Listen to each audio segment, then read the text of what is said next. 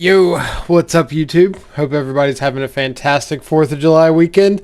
So I went and got a haircut yesterday and I realized that I've got a massive forehead. But back to the magic part. Hopefully I don't get flamed too much in the comments for that.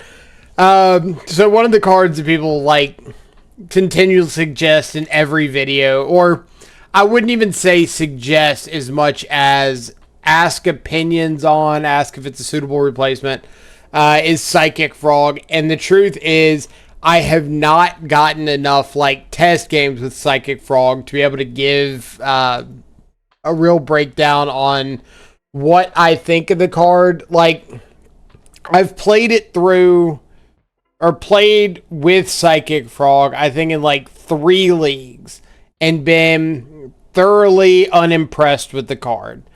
That being said, I've played lists that had a lot of card choices that I didn't necessarily agree with.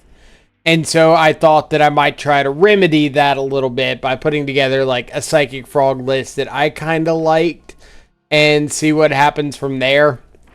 So I'll talk about some of the other lists real quick, and then we'll get into playing the actual matches here. And this is all going to be recorded live, so no voiceover this time. What I see is what you see. Just get the benefit of it going straight to YouTube. So unfortunately, this one will not be over at Twitch, but maybe the next Psychic Frog League will. Regardless, other leagues or other Psychic Frog lists I've tried out. I tried out Yuta Takahashi's list from the Pro Tour. And the things that kind of stood out to me was, first off, 4 copies of Spell Snare in the 75, 3 in the main, 1 in the sideboard. Thought that was kind of overkill, but I did run into Ruby Storm in that league, and Spell Snare is ungodly good against Ruby Storm. Hits Brawl, hits Ruby Medallion, hits every ritual, hits all the draw effects, completely lights out against that deck. Subtlety was underwhelming. Bowmaster doesn't feel like it's killing much right now. You could say, oh, Bowmaster is really good against the Necro Dominance decks. But if you're winning that matchup anyway, because you're just a counter spell, Drown in the Lock, Force Negation deck with some hard to deal with threats, then you don't care about having 4 extra slots devoted to a matchup that you're winning regardless. The 3 Break the Ice in the sideboard was kind of cool, but I didn't actually see Eldrazi the league that I played this. That kind of hurt. And one of my big personal pet peeves is cards like Deep Analysis, because it's a card that if you don't see the frog and the Deep Analysis and get to discard the Deep Analysis, then the card's unplayable. It's a 4 mana sorcery speed draw 2. That is so bad in Modern. And you're playing, in this case, 3 of them in the hopes that you can pair it up with the frog. Now, if you do pair it up in the frog and you get to draw 2 for 2 mana, it's better. It's still not great, but it gives you a little bit of a reason to be discarding stuff to frog. I've been a firm believer since frog got printed that it is not a fair value card. It is a combo or unfair enabler in things like Crabvine, or we've seen Esper Goryo's Vengeance show a lot of promise recently.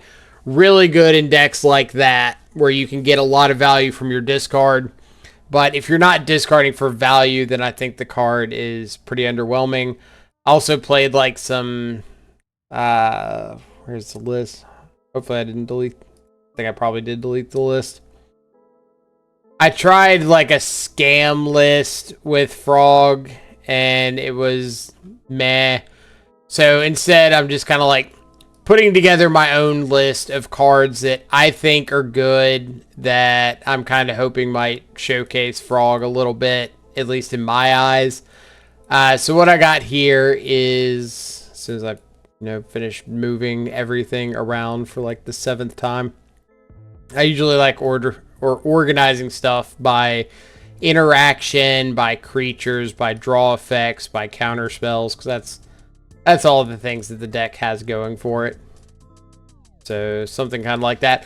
What I'm hoping here is we'll really be able to maximize the games that we can like jam down a frog on turn 2, which is why you have like this 5th 1-mana discard spell with Inquisition. You've got a 5th 1-mana in her 6th, if you count Dismember, 1-mana interaction spell with Bloodchief's Thirst. So if we're up against like Energy or Prowess or something, we can interact on turn 1 and then hopefully like Windmill Slam a Frog on turn 2. So this just gives us like, what, 5, 10, 11 ways to interact on turn 1, not counting Force of Negation, Stubborn Denial, Spell Snare, Preordain to an extent. Just stuff we can do early. There are also instants and sorceries to help grow our Murktide Regents. With the Counterspell package, I did cut back on a Drowning Lock to try to go back to a single Spell Snare. Like I said, it was really good against Ruby Storm. If Nadu's on the way out, then I think Spell Snare stock probably goes up a bit. But if Nadu stays around, then obviously you can't counter a Nadu itself. That's kind of awkward. You can counter a Springheart Nantuko, though. The threats: 4 Shadow, 4 Psychic Frog, 3 Murktide Regent. Basically, we're going to jam Shadow in everything that we can. That's just like the name of the game on the channel. 4 Psychic Frogs, because if I'm not seeing them as often as I can, am I really testing it? And then 3 Murktide Regent, because I do think Murktide is the best card to pair with Psychic Frog. I don't think you really want to be pairing it with Nethergoyf, because you don't get a lot of value from the exiling stuff from the yard. With Murktide, you can at least use Psychic Frog to like exile your lands and baubles and stuff like that that aren't growing or shrinking your Murktide if you cast one. So it's not as much of like a counter or Nombo as it is with Nethergoyf. But with Murktide, you can like exile your lands and baubles, fly the frog over, and then when you play a Murktide, you can exile your spells later to grow it. So I kind of want to see how that plays out.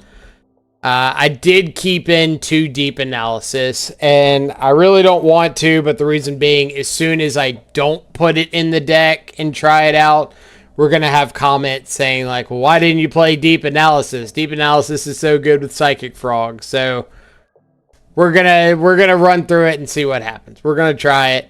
The only other consideration I probably would make is replacing the Mishra's Baubles with like Considers, just to try to improve the like Murktide Regent consistency. But I kind of want to keep with Mishra's Baubles so I can keep my land count fairly low. We'll see how it goes. Like, maybe we end up wanting to go to a 19th mana source and like 3 Considers, but oh well, we'll see. In the sideboard, 3 copies of Consigned to Memory for all the colorless stuff. Flusterstorm, really good against Jeskai control. Countering Wrath of the Sky is really good in like Snapcaster turns, things like that. 2 Stern Scolding for the small creatures decks. 2 Force Negation. Force has been like lights out against Eldrazi Tron for stopping early Chalice of the Void, Trinisphere, things like that, especially when you're on the draw. 2 Harbinger of the Seas, which you can see we do have a basic swamp in the main deck and up the number of black fetch lands. That's partially for Eldrazi. I wanted the swamp in there for Psychic Frog, so matchups that we do need to like be a little more conservative with our life total, we can fetch out the basic swamp, get the frog down. 2 Toxic Deluge, and I do have 1 Deluge in the main, which is another suggestion people have made, and I figured I would knock out as many birds with 1 deck list as I could. Another copy of Bloodchief's Thirst, mostly for like energy decks, Nadu, any sort of aggressive play out to the board creature decks. And 2 copies of Surgical Extraction, another grave hate piece that some have been swearing by. Usually if I want to bring in a grave hate piece, I kind of want to hit the entire graveyard, not just one thing. But we'll see how it plays out. Maybe it ends up working better than I think it will, and it could be something we run more of going forward. But either way, let's jump into a Modern League with some Psychic Frog. Jarvis me running away with the trophy leaderboard. Last time I played them, they were on Through the Breach Eldrazi. Sandile, I'm pretty sure was on Boros Energy. There's our good buddy Mistaken on Amulet Titan. Aspiring Spike on literally anything under the sun. Fat Caster Mage was maybe just Guy Control. Can't remember. Alright, so we're on the play. We've got a Psychic Frog. We've got a Preordain to try to find a second land. So I think I'm going to roll with it. Hope we just don't get too far behind on turn 1. If our opponent does play something that involves fetching, then maybe we can have Drown in the Loch. Looks like instead we get a Devourer of Destiny.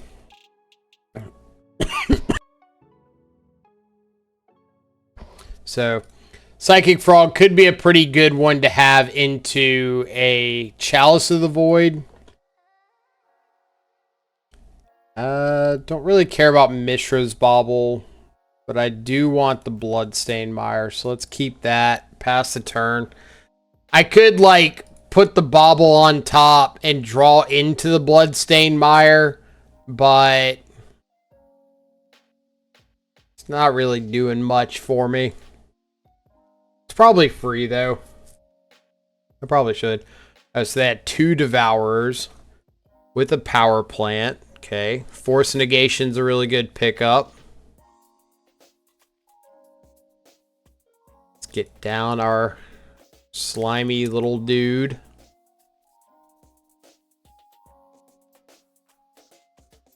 There's Power Plant.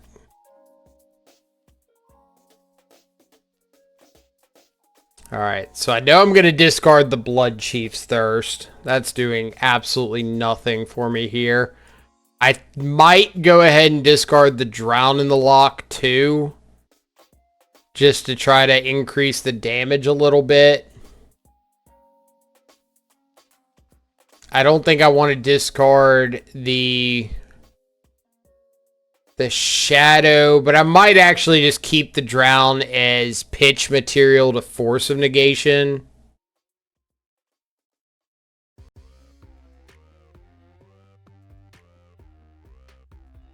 The problem is they're going to have a Devourer to cast this next turn, and so they're just going to be able to exile my Psychic Frog. Maybe I shouldn't have ditched anything, but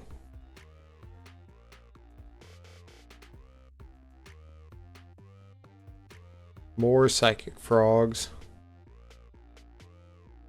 So, am I just playing one of these out? Like, this Devourer is going to cause a really big headache because they're just going to get to cast it, exile my frog, and then next turn, cast the second one, exile another frog, so I can't, like, go all in on a frog.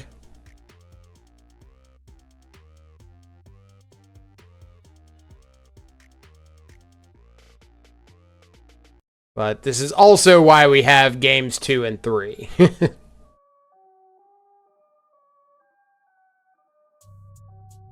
Alright, so I think what I'm going to have to do here is draw, pass back, plan on counterspelling the next Devourer so it doesn't get worse.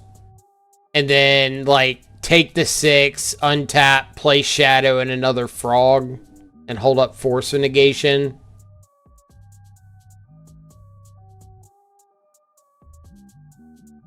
I could ditch my hand to eat the Devourer, but if they have, like, a Kozilek's command, that would kind of wreck my entire world. So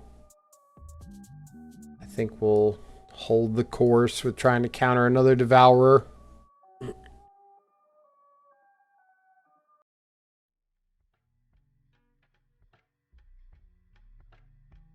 So who would have guessed that cast triggers are a pain to play through?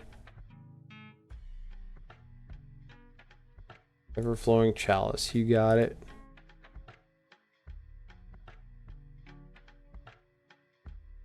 Toxic deluge. I don't think that's doing a lot for me. Probably going to become frog chow. I hope they didn't cast this ever-flowing chalice thinking this was Chalice of the Void.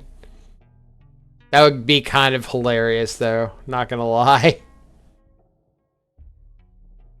But going into the sideboard, we do have like more Force Negations. We have Consigned to Memory. We've got Harbingers. So the matchup definitely gets a whole lot better for us post-board.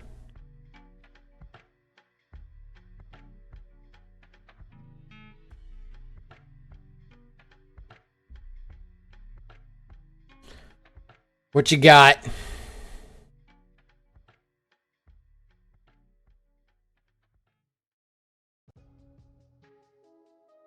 Kozilek's Command. Well, I don't have much else I can do, so might as well use this up.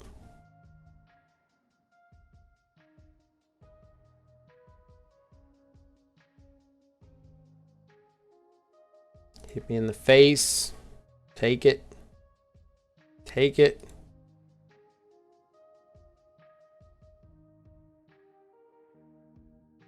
Nine mana. Alright, we'll go to game 2. Tron on 3, Double Devourer. Ugin the Spirit Dragon. Bit of a rough one for game 1. Alright, so Consign is definitely coming in. Forces and Harbingers definitely coming in. Flusterstorm. I usually like Flusterstorm just because it deals with Kozilek's Command and like all his dust on curve.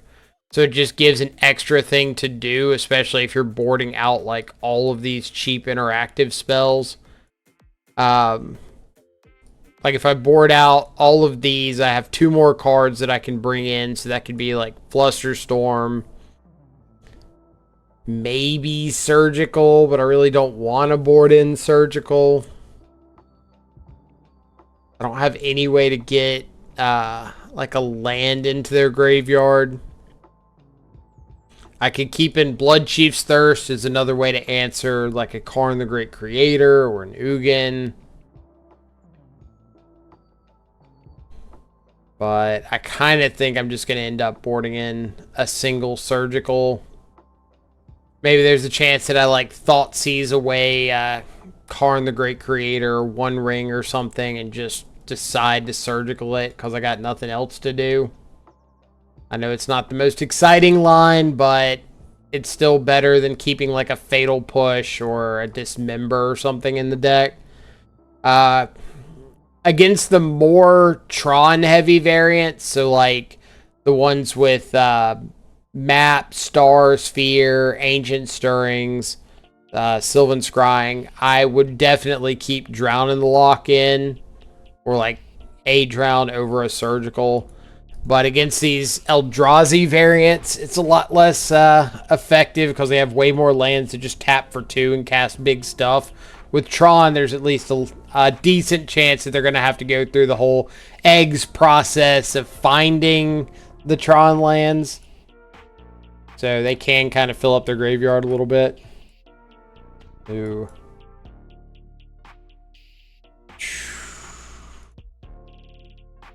Does this hand have a chance?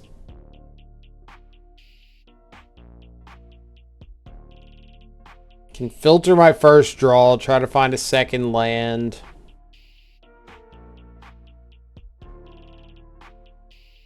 I think I'm going to end up throwing this back. And it's partially because the second land isn't guaranteed. This isn't a very proactive hand.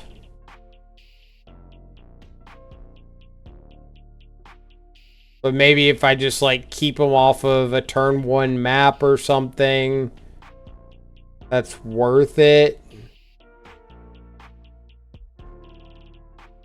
What kind of hand am I mulling to? Something with say Thoughtseize, 2 lands, Harbinger would probably be better. Double fetch land, Thoughtseize, Shadow.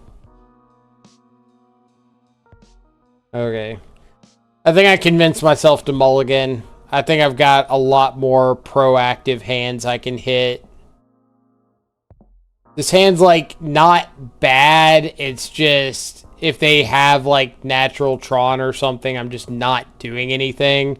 So, yeah, this has got my Swamp. It's got Harbinger. I've got a counter spell. So, I like this hand a lot more. I'll throw back the Deep Analysis.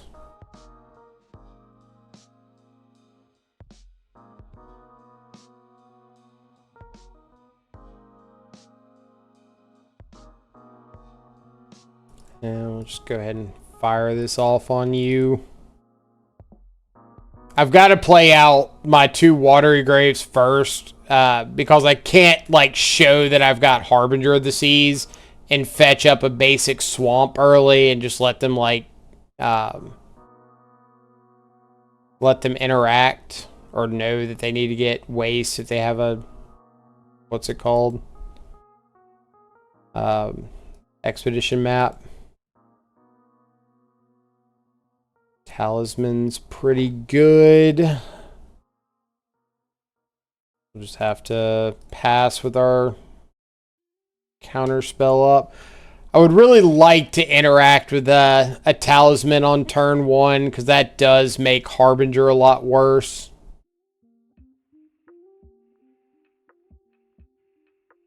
Yeah. We'll counter a Worn Power Stone.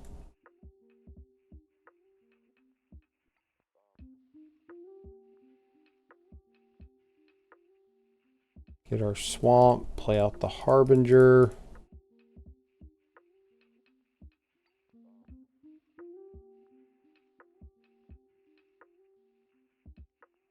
Probably should have just played out the Bauble.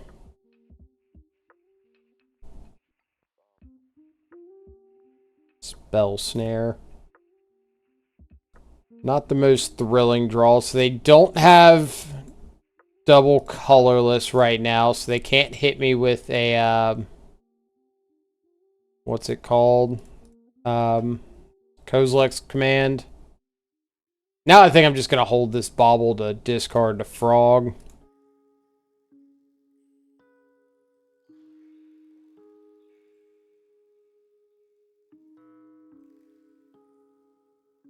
Karn the Great Creator.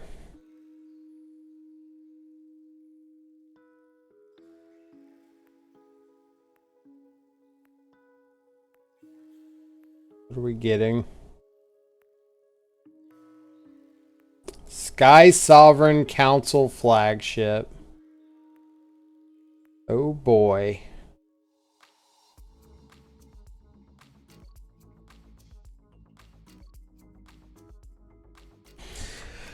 Okay, let's think about this.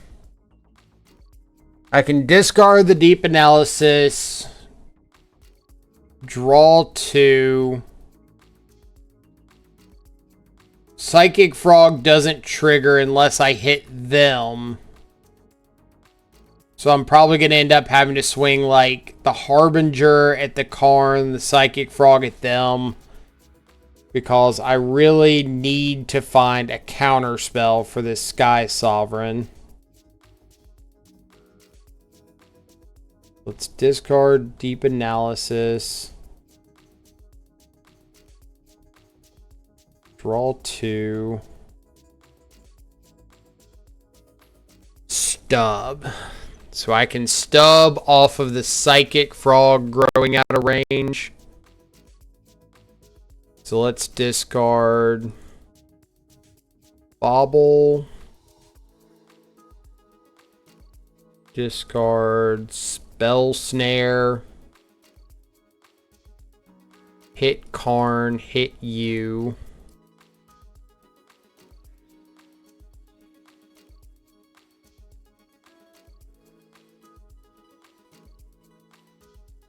Play out an island, say go.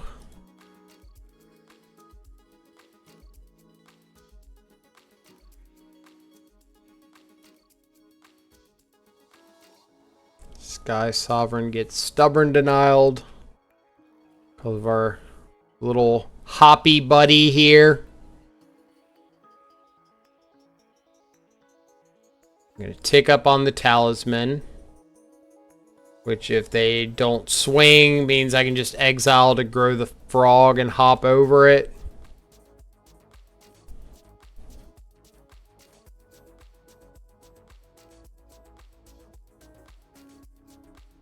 I hate that this doesn't give me another draw, but go Bobble Bobble Mire.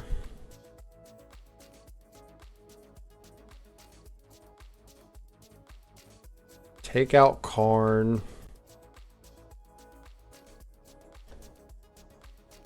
Oh, you do draw off dealing damage to a planeswalker.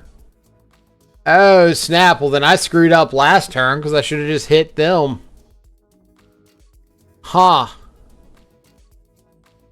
Things I learned today. Drawing into a map, so they can get another colorless source. Does that mean I just want to go ahead and play out this Murktide? 1, 2, 3, 4, 5, 6. They could have land all as dust.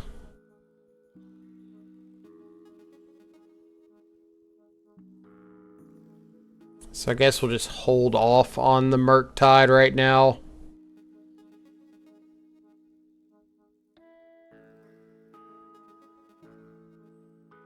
You can also just have map for like a waste and be able to have double colorless for Kozilek's command.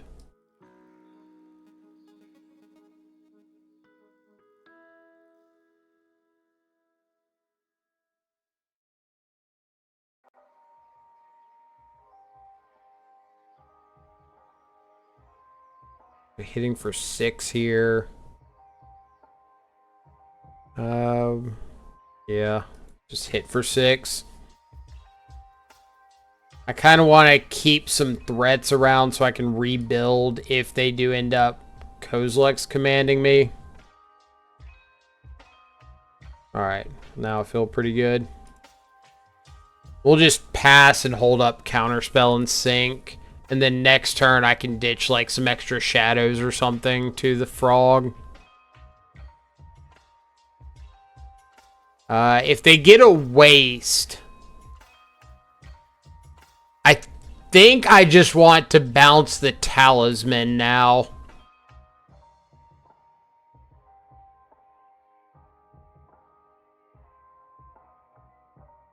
Yeah. I like that.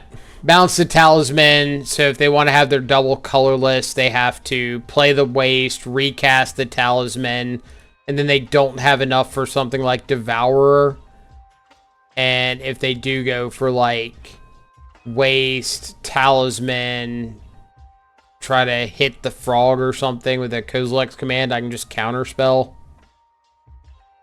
Nice.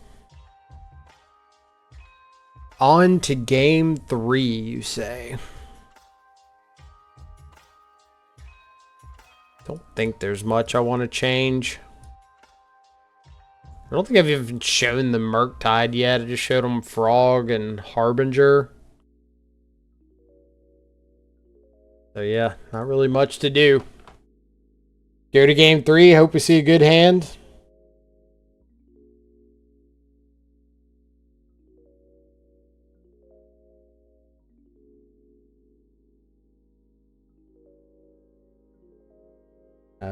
Yeah. Double Thoughtseize Harbinger. And it's got a Devourer. Hopefully they don't have a turn 1 Chalice. I do think if like Eldrazi gets too popular, personally I'm putting Devourer of Destiny like pretty high on the chopping block, because it's the card that increases the consistency of like turn 1 Ugin's Labyrinth and getting really ahead on mana really quick. Since the Devourer allows you to like filter 4 deep on turn 1, potentially find the Ugin's Labyrinth, and then exile itself to the Labyrinth.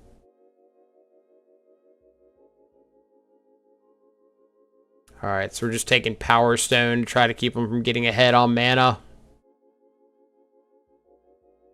And create a bunch of colorless.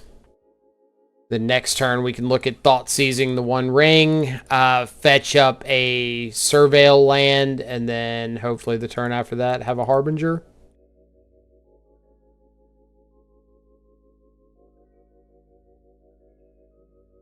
They found a Dismember.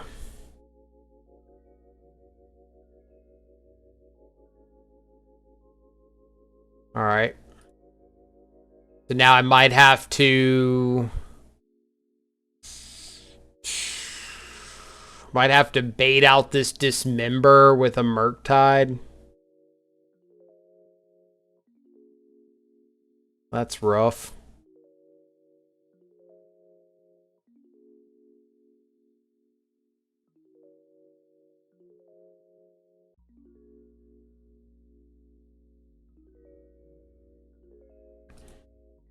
One ring, eh?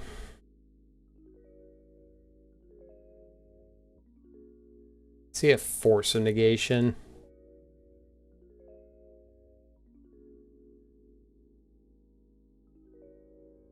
Not a Force of Negation. So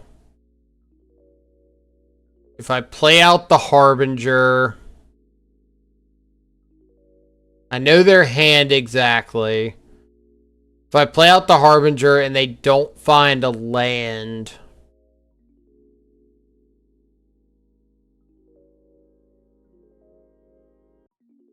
what does that look like for me?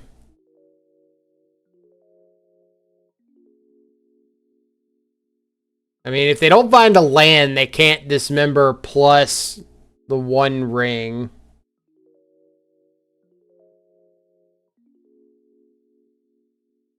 And they can't One Ring without a land anyway, so I guess we're just jamming the Harbinger and seeing. I wish I had like another Thoughtseize right now so I could just like take the One Ring and play a Murktide, but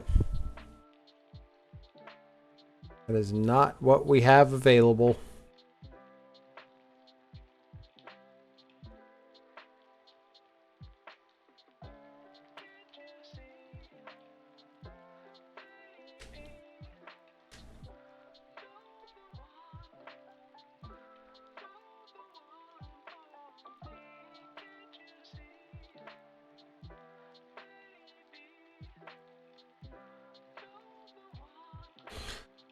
What do we got? They have like an expedition map in their sideboard. That would be pretty okay right now.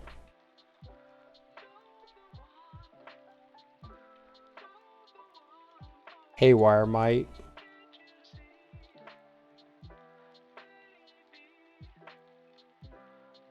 I see, just draw the map. Okay. So I attack it, Karn, they Dismember.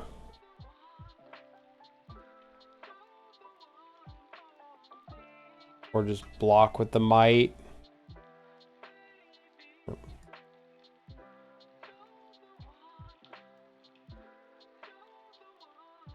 We just Shadow Murktide, go.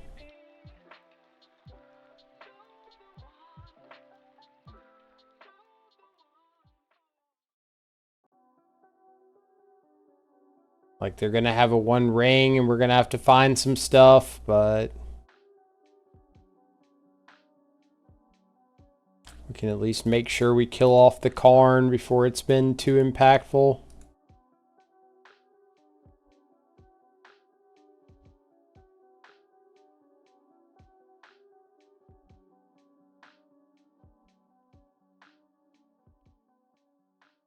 If they find another Eldrazi temple this turn, they could all as dust. That is not an Eldrazi temple. Still pretty good though.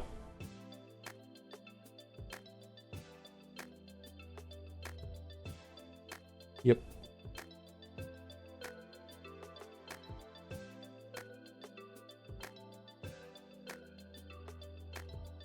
One, two, three, four, five, six.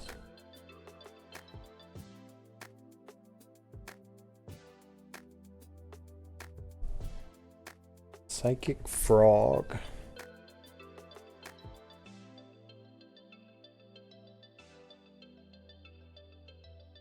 Am I supposed to just hard cast this deep analysis?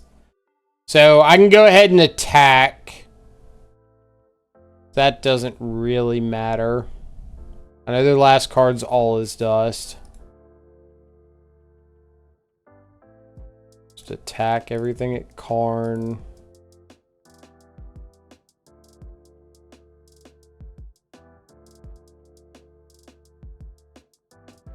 And I'm kind of thinking that I want to just hard cast the deep analysis because it's the same number of mana whether I hard cast it or Psychic Frog and then discard and cast it. But if I whiff, I get 2 more looks next turn.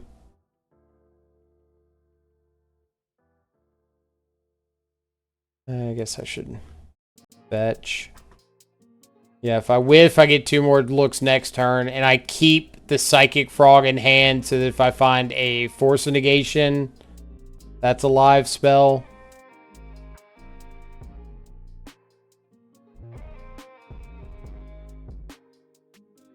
Could have been better. Could have been better. Really needed like a consign to memory there.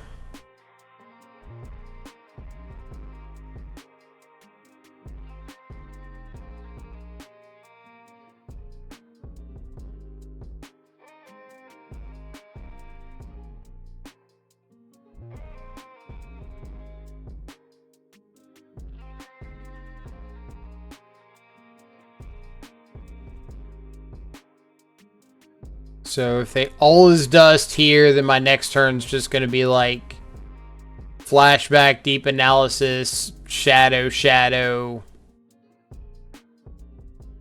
pray.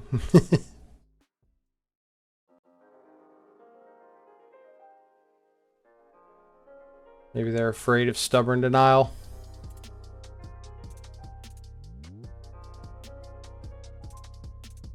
Are they making a token?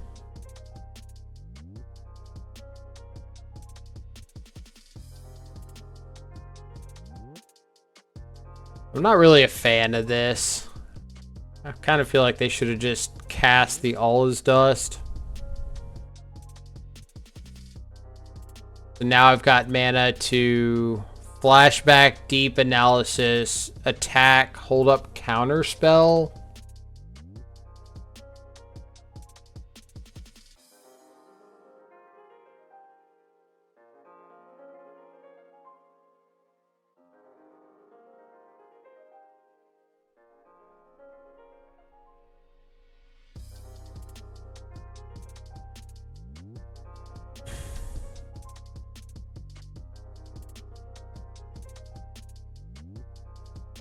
Does this mean I just need to attack with Murktide?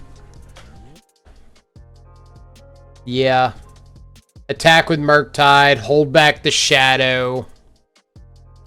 And then if they don't do anything to kill me on their turn, I can frog, discard whatever instants and sorceries I don't use, pump the Murktide, and that's a lethal attack.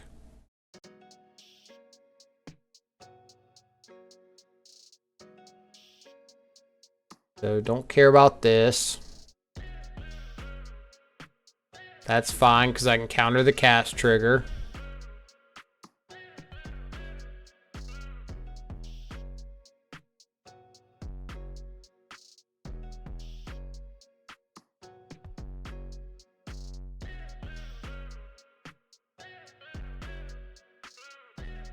See what they get off this. Another map. You got it. You've got approximately a bajillion mana if you want it.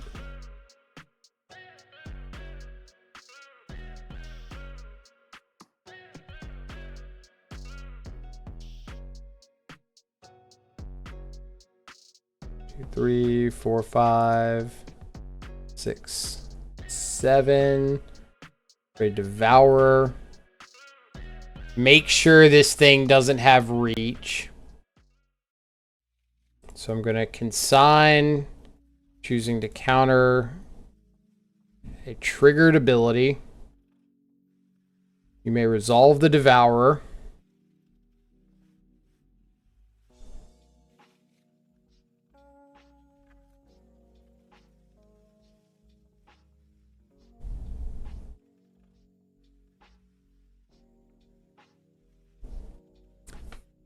Got a Beseiju, sure.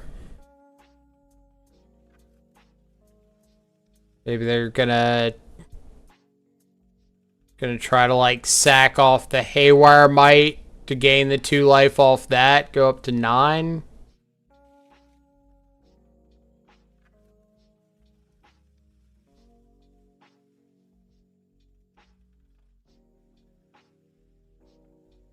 I was gonna say I really would have liked to have seen an instant or sorcery there so I could discard with the frog and still hold up counterspell, but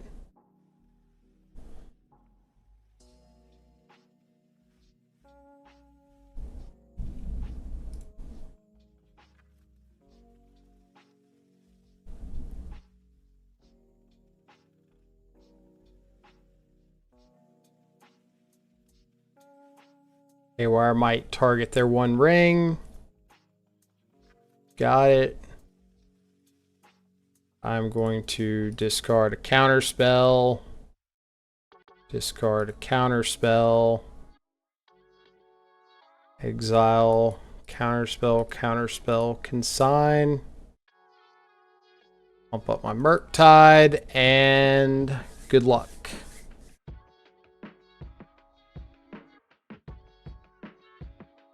Godspeed, opponent.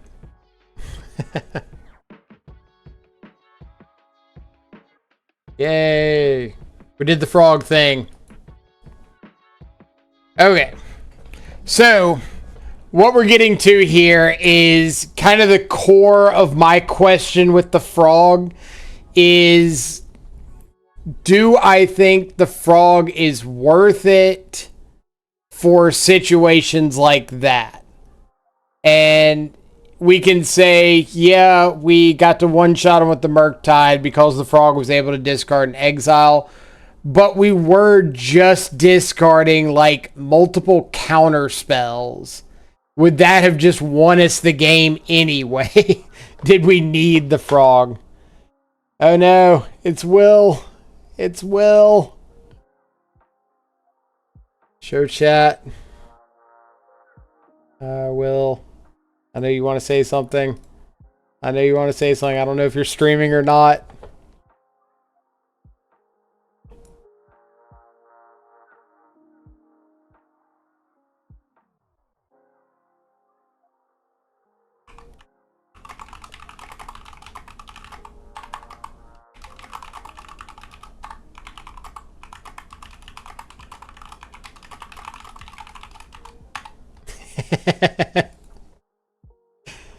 Asked him if he was taking a break from all the commentary to visit us mortals in the leagues. So I don't have a clue what Will could possibly be playing, but usually creature decks, then an Infect aficionado in the past. So I think I'm going to keep the Blood Chief's Thirst just off a flyer.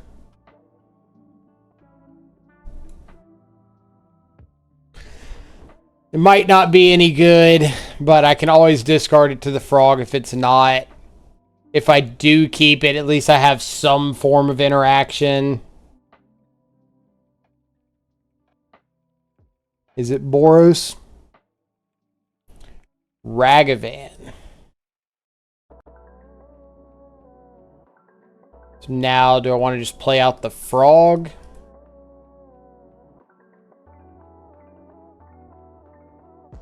Probably.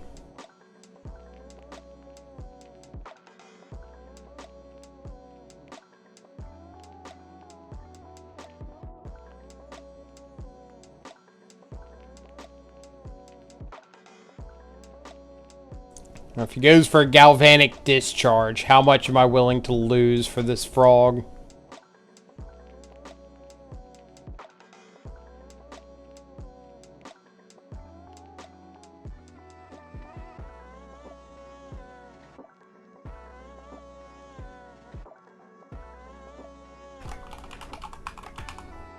No. Respect the work, Will. I don't respect the static prison.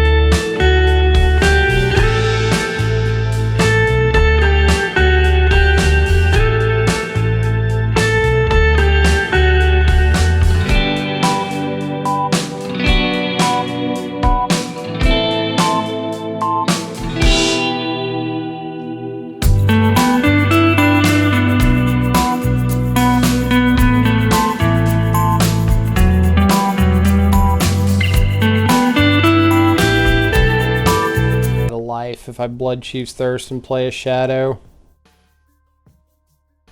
So I think I am going to go for the Psychic Frog ambush block.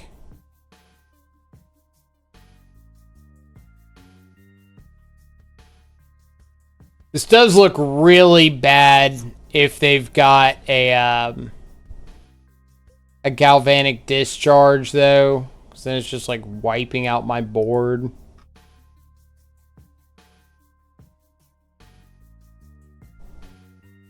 But kind of my hope is that I'll get my frog back, eat something.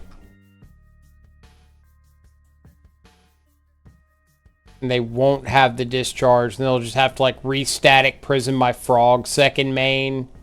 And I can go to my turn and get down like a Shadow plus a Murktide or something.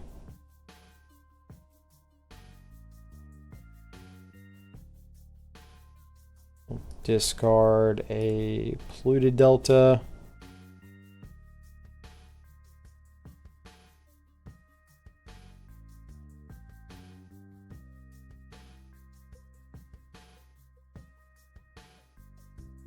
I will not be discarding anymore, though.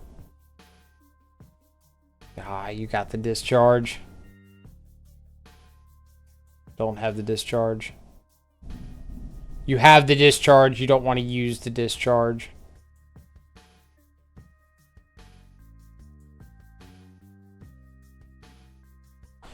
Yep.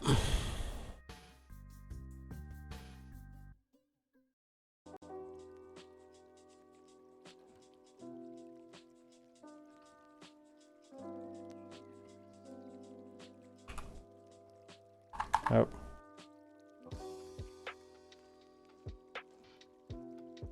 Let's see. Can I... There we go.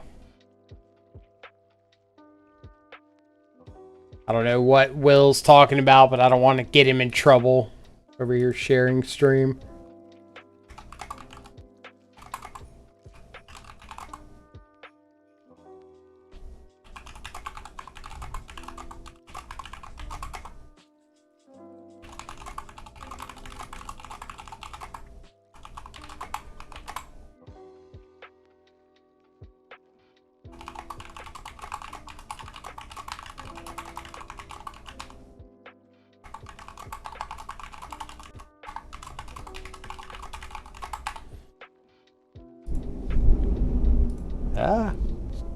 like thunderbolts going on outside. So for those of you like watching YouTube or watching this league later, if it's your first time being around the stream, there was kind of a group of us, of streamers that all came up around the same time. And it was like me and Co-Diamonds, Will, Fluffy Wolf, Mistaken, that all kind of started streaming, like I said, right about the same time. And so it's been really, really cool to be around some of these really supportive players. If they do have a galvanic discharge, and they lose a life for the static, or lose an energy for the static prison, then they might not be able to kill a big Murktide Regent. So I think I'm going to go for that and kind of say, you either get to kill my Murktide, or you get to, or you have to give me my frog back. Not that either option is like fantastic for me, but I guess I also could have just Blood Chief's Thirsty at Johnny. Kind of forgot it was.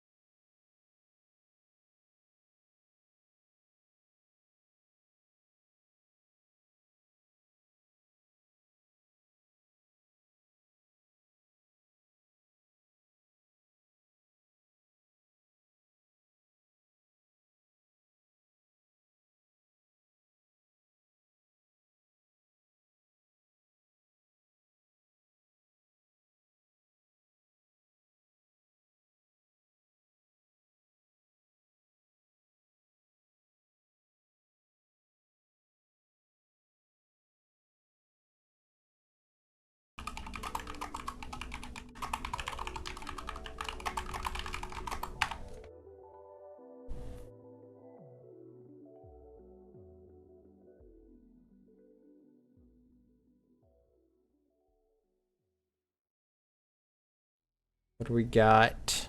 What do we got?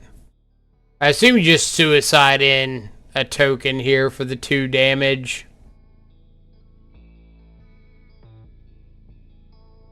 Not really a lot I can have that's super punishing here.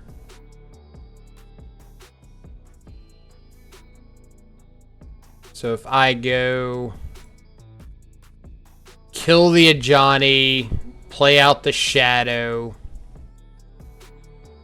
I'm still just dead to the tokens. So many 2/1s. Yeah, I definitely misplayed by not killing that Ajani the first turn. Also, how good would Bowmaster look right here? If I was able to like flash in, ping off a Raptor, chump 2 tokens or something. Like chump token Ragavan. And like untap swing for lethal. That'd be so good.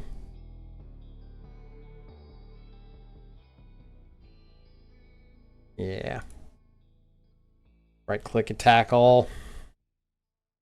So definitely should have killed the Ajani. I completely forgot that that thing was 2 CMC. Like, oh, this card's so good. It's got to be like a 7 CMC Planeswalker, right? Right? Please, Wizards. Don't make it 2 mana. Alright. Toxic Deluge coming in. Blood Chief's Thirst coming in. Stern Scolding coming in. Force can dip out. Stub can dip out. Keep Spell Snare. Cut a couple of these Thought Seizes. Maybe just like cut 3 Thought Seize. Call it a day.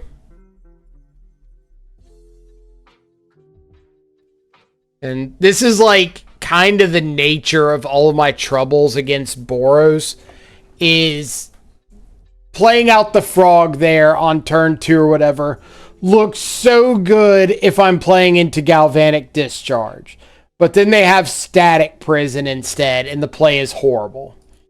And it feels like there's so many times over the course of these matches that you are just flipping a coin and hoping you call it right.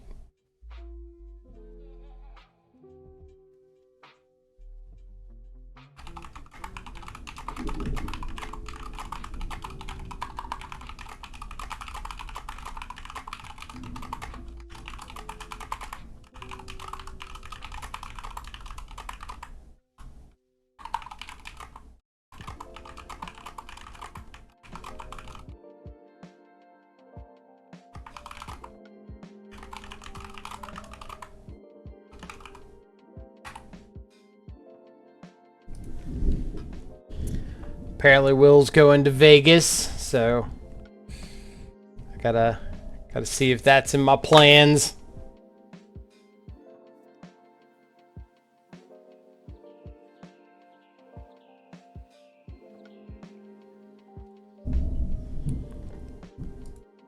Alright. We just going for a turn 1 island preordain. Probably.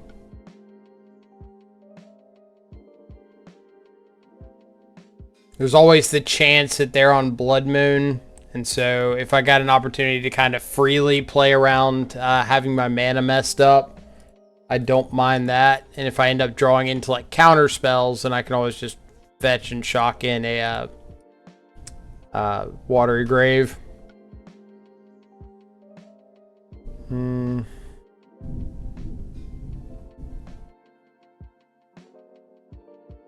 I think I might just keep both of these.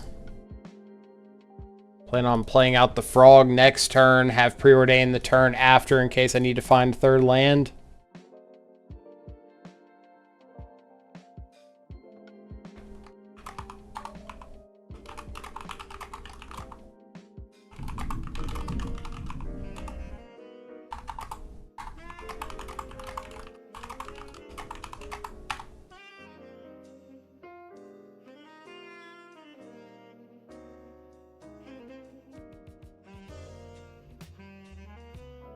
So if they go for...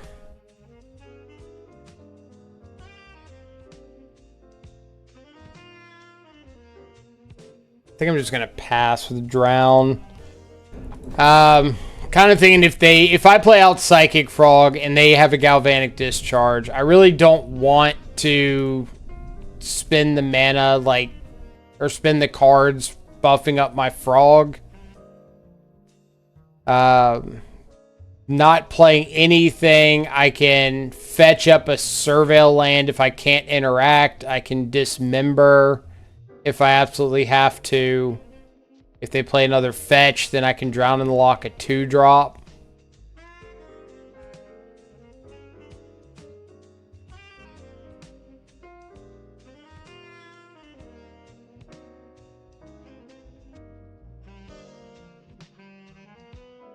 I wonder if they have like a Felia in hand. I also don't know for sure that they're Boros and not Mardu, but...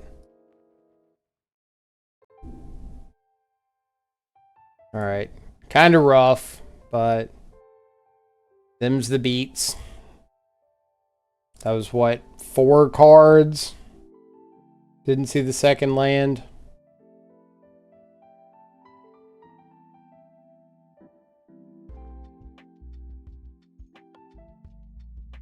Go the Felia. Let that go. Hold up Stern Scolding through their turn.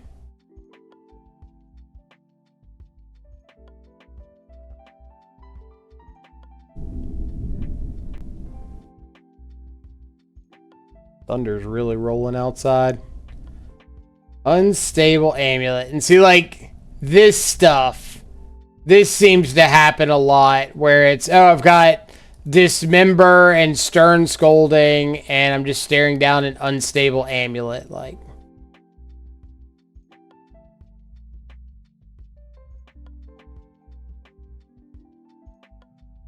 I really don't want to. I mean, I guess I might as well just kill this. I hate to, though. Especially now that I let them draw, but I kind of wanted to save the Dismember for like a Guide of Souls.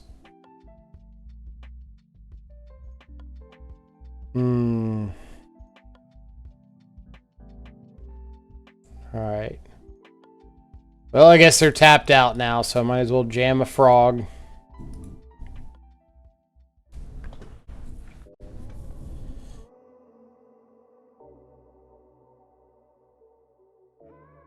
This is also part of the awkwardness of deep analysis, is that I basically have to discard it here, regardless of what they do. Even if they like static prison my frog, I kind of have to get rid of it.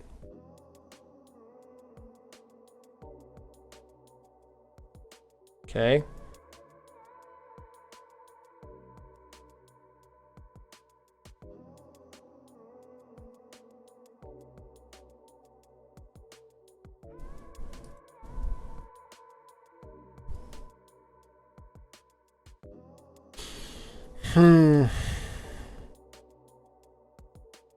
So we attack in with the frog. Assume they're not blocking.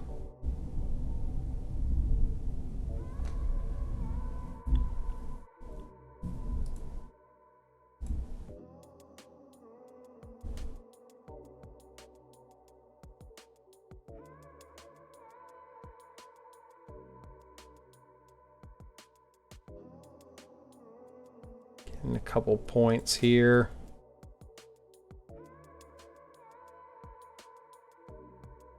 I'll just hold up Stern Scolding this turn and plan on like flashing back the analysis next turn.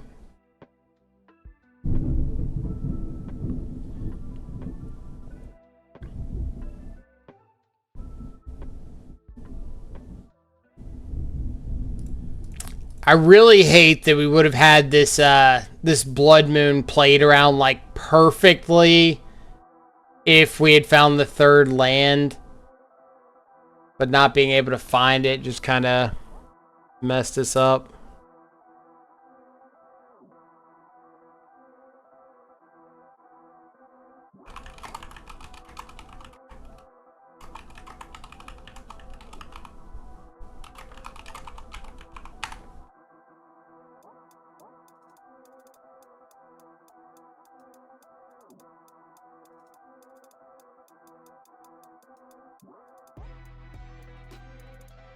Yeah, so now I feel like my only out is probably basic Swamp here to wipe out the board.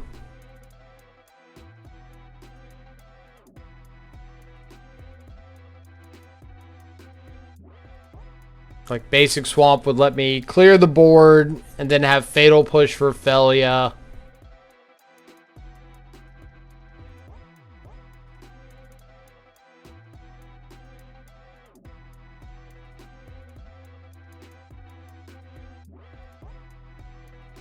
Nope.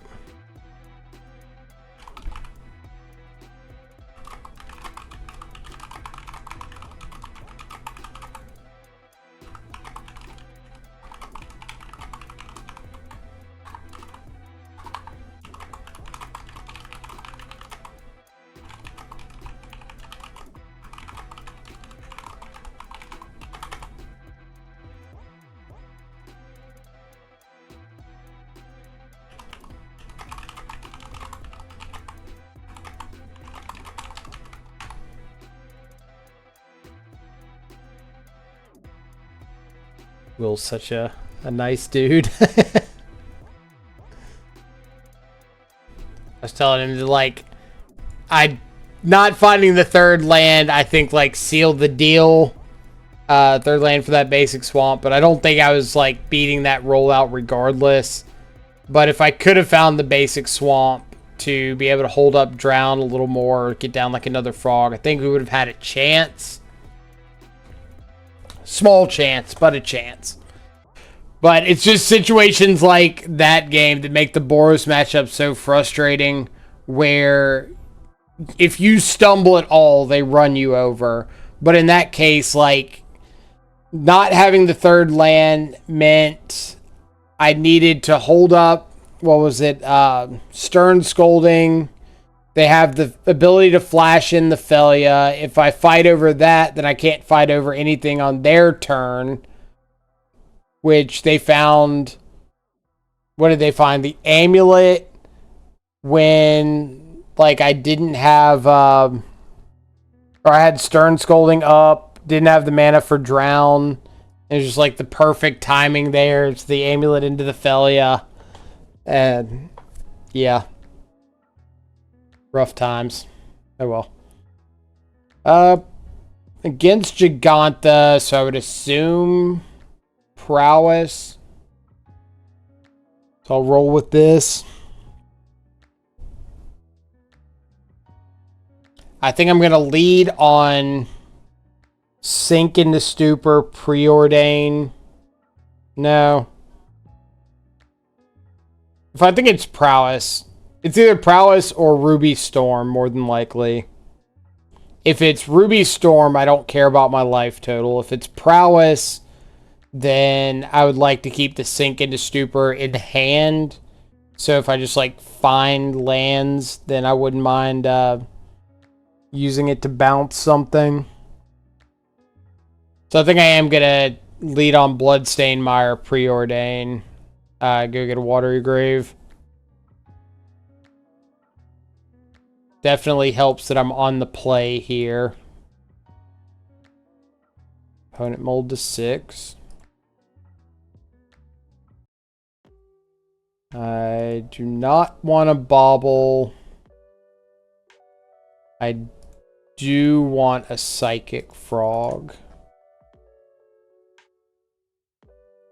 Especially if it's Storm. Marsh Flats. I have no idea what plays Giganta and Marsh Flats.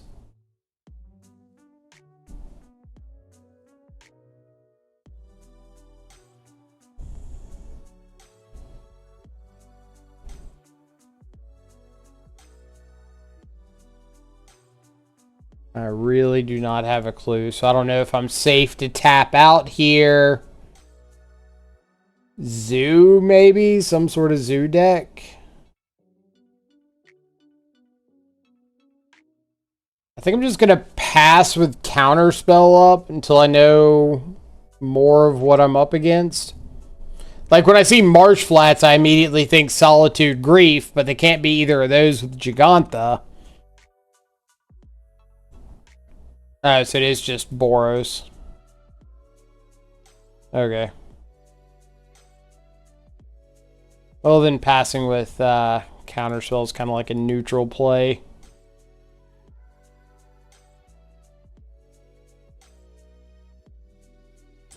Guide of Souls. Yep.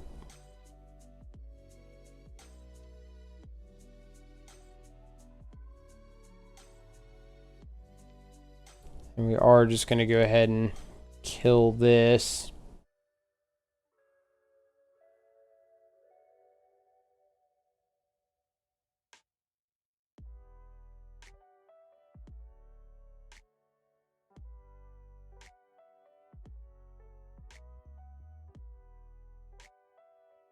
Let's play out tapped Springs, say go, and then next turn probably plan on like Frog, discard, Analysis or something.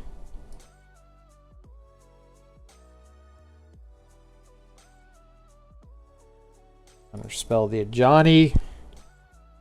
Keep them from putting too much more pressure on the board. Alright, they didn't have a third land drop.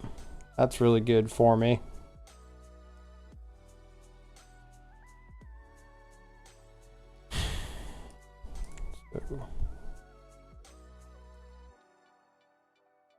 And I kind of want to stop at 4 lands if possible.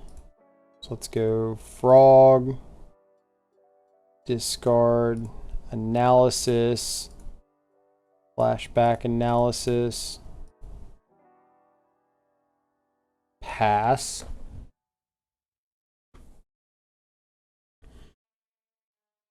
Now basically every land I draw from here on out is just going to be saved for ditching to Frog.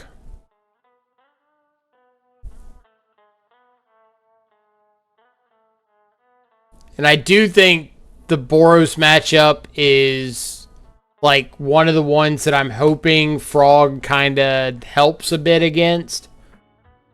I don't think it's like a perfect plan by any stretch of the imagination, but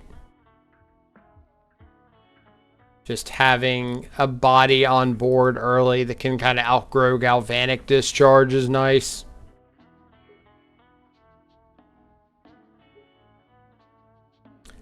Fatal Push is a really good pickup.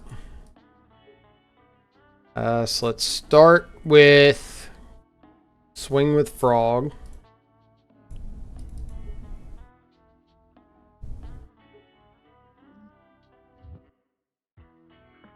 Draw us a card. Main deck Toxic Deluge. I do appreciate a good main deck Toxic Deluge. We're just gonna flood the board. Pass the turn. If they want to use a removal spell on the shadow, like a discharge on the shadow, I think I'm okay with that.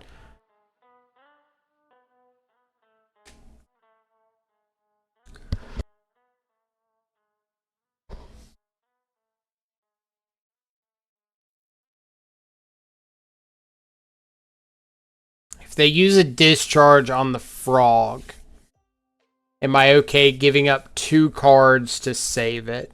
Probably, since I can just give up like the Misty and the second Frog.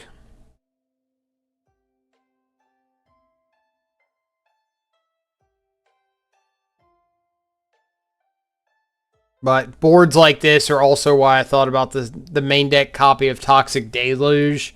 Because I can always just like outgrow the Frog out of range. Guide of Souls. Sure.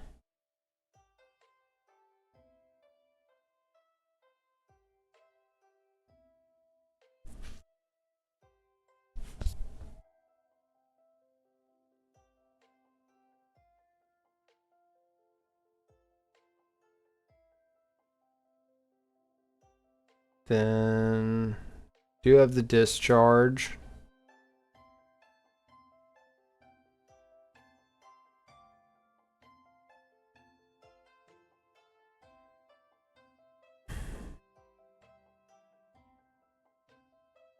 I think I'm just gonna let it go and like deluge away the board. So I can always play a backup Frog if I want.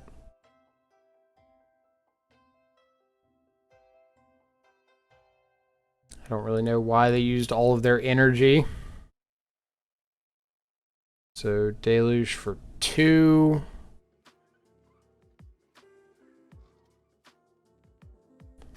Attack in for 7. And I don't believe I'm going to play this Frog yet. I think I'm going to save it.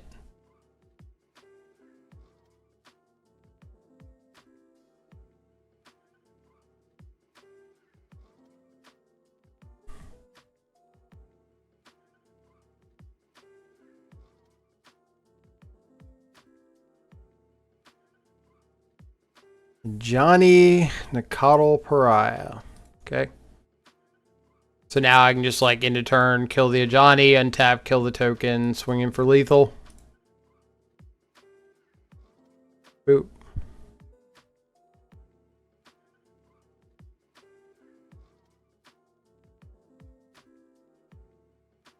Boop.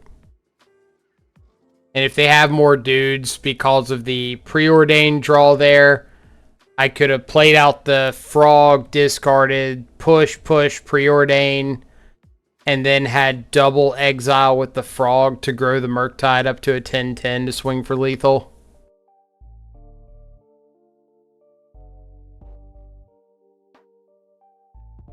So, interesting little backup plan we could have had available there. Yeah, this is all kind of... I guess maybe sort of answering some questions about the frog. A little. Like, I guess my gut intuition so far is if the frog is used as like a combo enabler with the Murktide, I don't really think that's worth it. I know I've seen people talking about the frog with Tamiyo. This is another one of my thoughts on like the frog situations. I've seen a bunch of people talk about frog with Tamiyo. Like you Tamiyo ult, then you can discard half your hand to frog and make it 20/20 or whatever, and just like give it flying. I guarantee you, if you ult a Tamiyo, you do not need the frog to win. So, again, when it comes to frog, for me at least, it's trying to determine when is frog actually winning you games because it's frog, and when is frog winning you games because it's being paired with something that was just winning you the game anyway, and frog just like makes you win faster or makes you win slightly more efficiently, but you still would have won without the frog. All right, Shockin' Sacred Foundry. I think we'll just pass with a Stern Scolding up. Try not to fall behind on board here.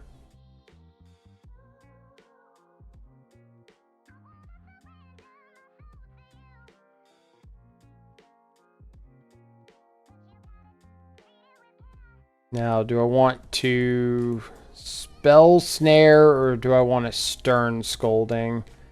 I think I want a Stern Scolding because if I go to next turn, or if I like find my second land, and if they have like an Amulet or an Unlicensed Hearse or something like that, then Spell Snare is still alive. But if I use the Spell Snare, then there's a chance that they could find like a what's it called? If I Spell Snare, then they could find like a Amulet Hearse, and I wouldn't be able to counter those with Stern Scolding. Hope this is just like Flage hit me in the face. That'd be really nice.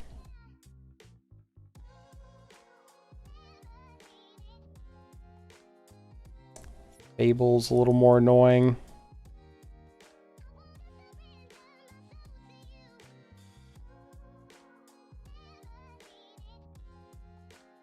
All right, so let's go shuffle away the Drown in the Loch, get an Undercity Sewers, try to find our third land.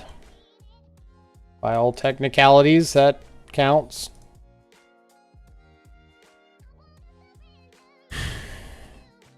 Okay, so now do I want to play out the Shadow?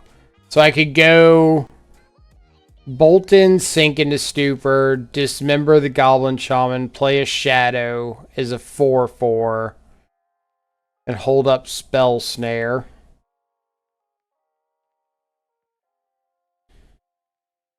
But I think I'd rather just play this tapped, pass, probably take a hit off this Shaman token, and hope that they like build up a little bit more of a board and I get to Deluge.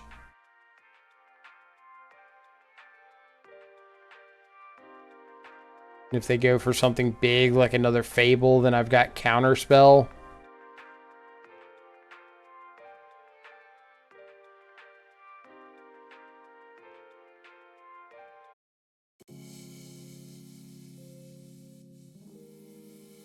So, no discards at 5 cards is a little terrifying. Don't want Blood Moon resolving.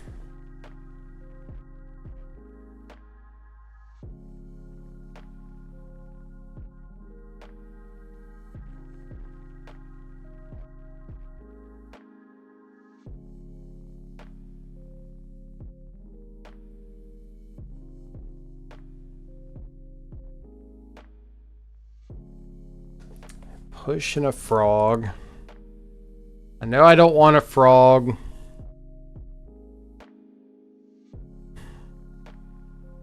I would rather have a land than a fatal push, but if the next card isn't a land, I'm gonna feel really, really, really bad, so we'll just take the fatal push.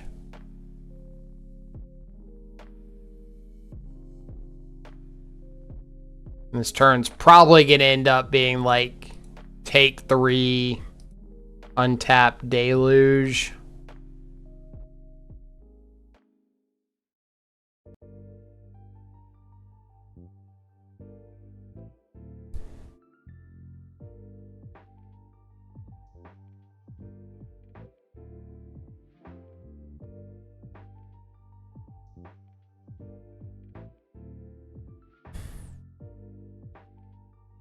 I always hate this situation because if they've got a galvanic discharge and they're able to just like flip the Ajani in response to the deluge,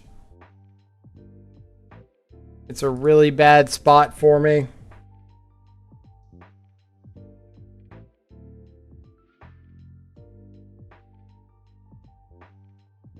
That would be like worst case scenario. Now if they're just sitting on like Flage double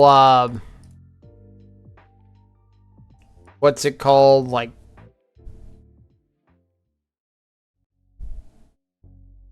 Flage double static prison, then that looks a lot worse for me to not just like untap, kill the Ajani with the deluge. But seeing as how I can't know. Another Fable. Yep. Okay.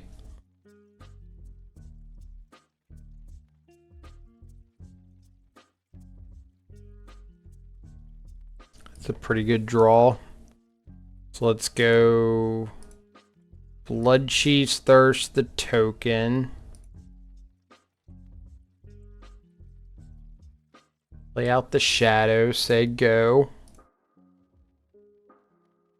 Just trying to make it so that if they have a static prison, they like use it on the shadow and not save it for Murktide.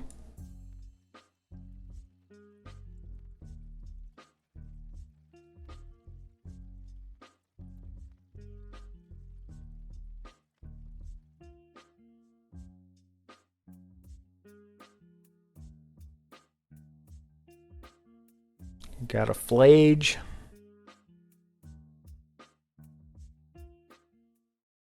If they give up everything to get back this Flage, and I find like a fetch land, I'm in really good spot.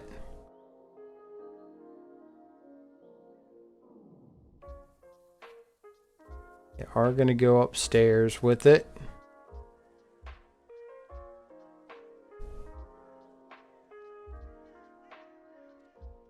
Fetch land, bobble.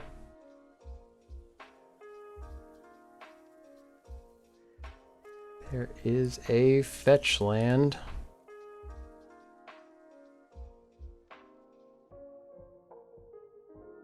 Let's get a basic swamp. Fatal push the Flage.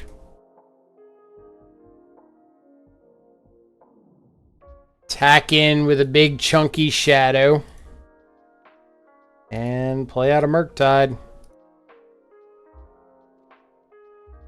2, 3, 4, 5. Murktide it is. Go.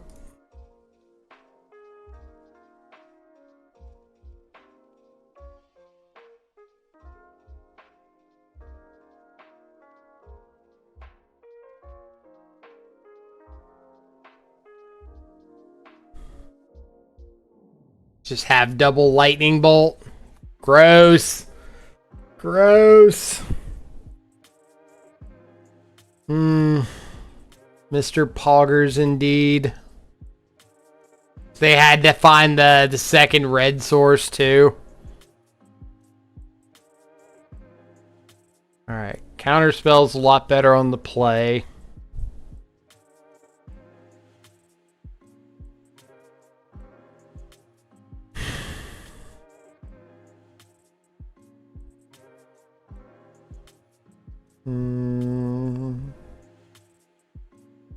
Frog is better on the play, right?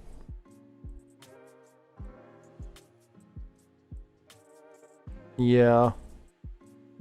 I'm more likely to have turn 1 land. They have 1 mana open for Galvanic Discharge or Bolt. I play a Frog. If they want to commit to it, I can pump the Frog easier. I probably should have trimmed a Frog on the draw. It's like never what I want to be doing on turn 2.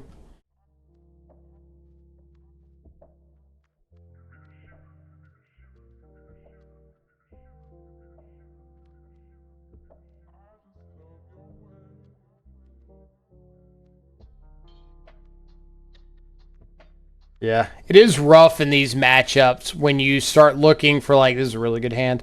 When you start looking for an opening of Ocelots and Guide of Souls and whatnot, and they just go like Fable into what was it? Fable into Blood Moon, into Flage, into another Fable. I'm like, oh well, my Fatal Pushes and Stern Scoldings don't look so good right now, do they?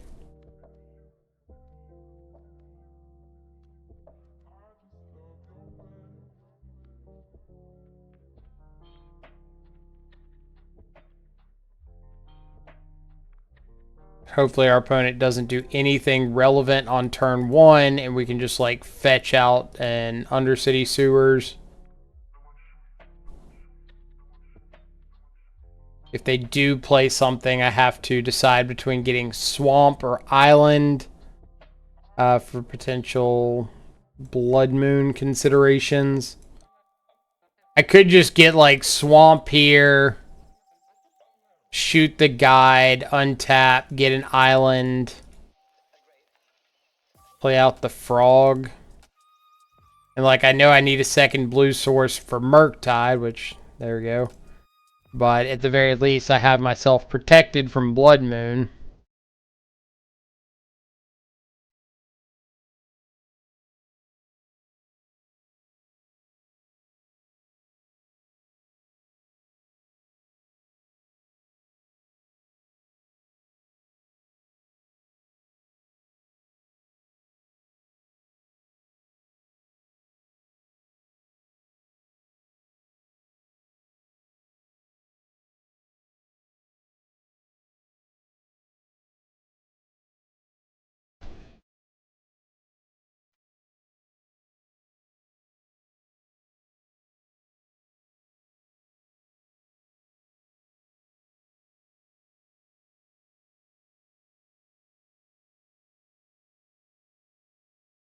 I also wonder if Frog is a card I want to be playing more Stubborn Denials with. So we saw at that first match against Tron, we were able to like get a Frog out and or get a get a Frog out and stub something, and it looked really good.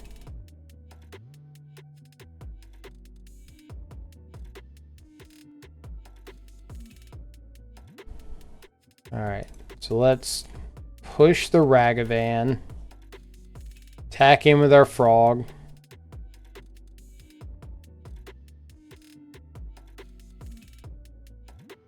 See what we draw.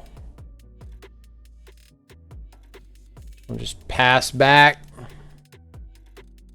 If they have a Flage, I'm probably ditching two, like ditch Thirst, Scolding or something to save the Frog.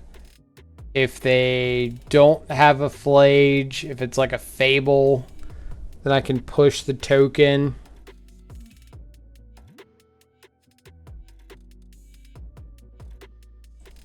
A non-dashed Ragavan. Well, that is not suspicious in the slightest.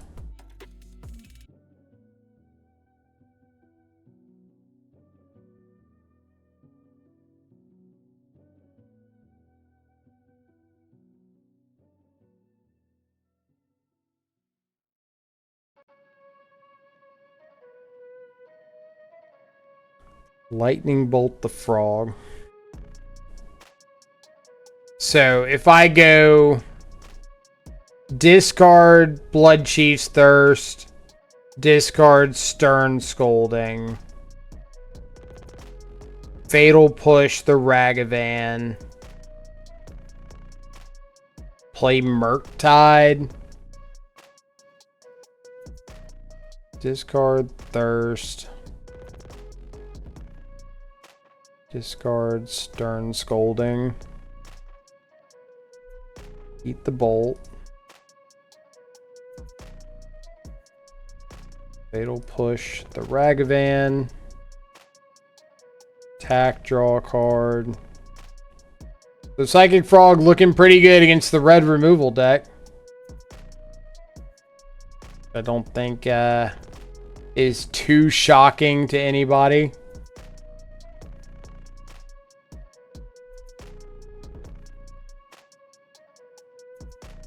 Here's a Murktide. Go ahead.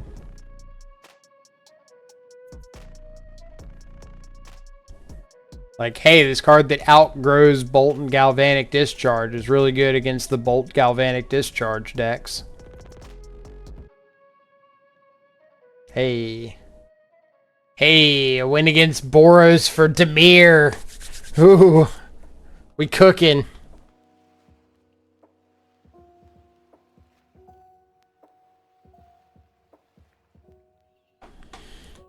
I would love to play first. I also think I've won like 4 die rolls this league, which is pretty crazy.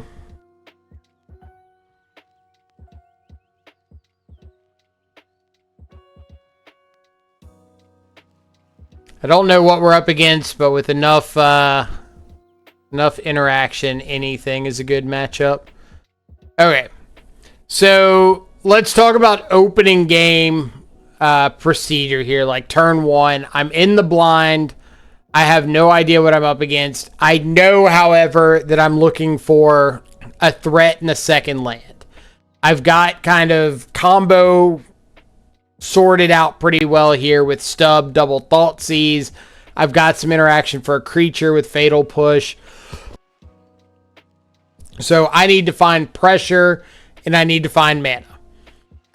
With that in mind, I could bobble my opponent and try to like inform Thoughtseize. I could bobble myself and try to find a land. I'm really inclined to just bobble myself here because if I see a land, I can keep it on top, no issue. If I don't see a land like that, I see Drown in the Loch, I can just fetch and shock, shuffle it away, and Thoughtseize or something here, like do something proactive without having to give up my turn. Okay, Arboreal Grazer, Flare of Cultivation, Scapeshift, Shuko. So I think I'm going to take Arboreal Grazer. They don't have a green source for it, but if they just top deck a green source, then like their hand goes from 0 to really explosive really quick. And I kind of like the idea of just saying, I'm not dealing with that. I'm just shutting down the explosive part right now.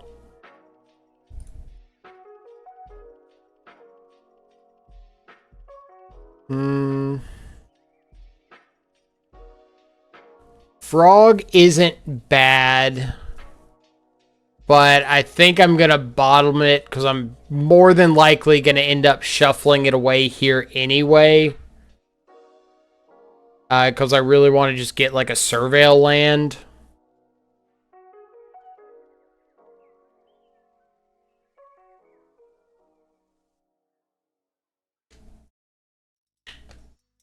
So there's the green source that would have kind of wrecked our world with that Arboreal Grazer.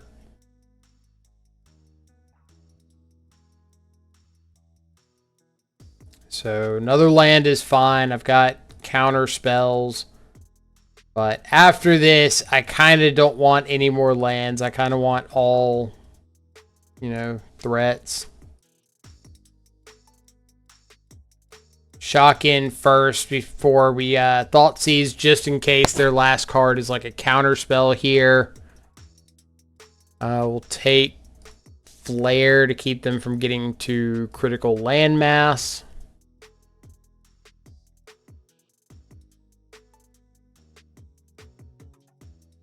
And usually when it comes to shadow decks, like 4-mana sorcery speed win cons are a little easier to deal with.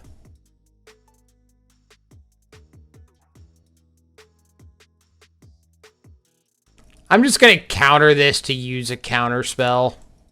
It's not great, but I know they kept it on top with the commercial district. So here's a win con. Now we just need like another fetch land.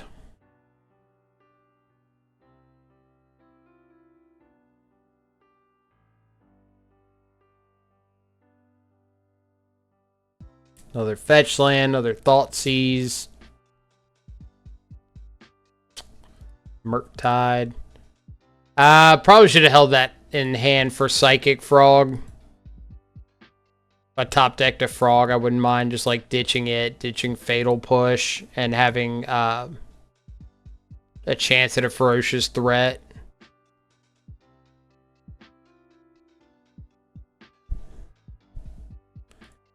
Yeah, that one's definitely not resolving.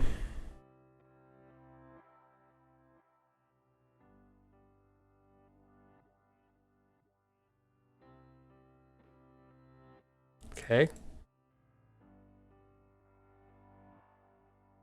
So now we hit them here, we hit them next turn. Their best draws are just like 2 more lands and then Scapeshift, and we've got that covered with Stubborn Denial. So pretty good spot for the home team.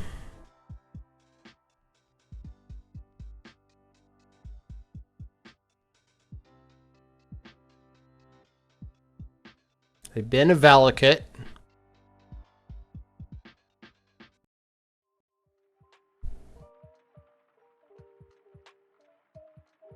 Spring Heart Nantuko.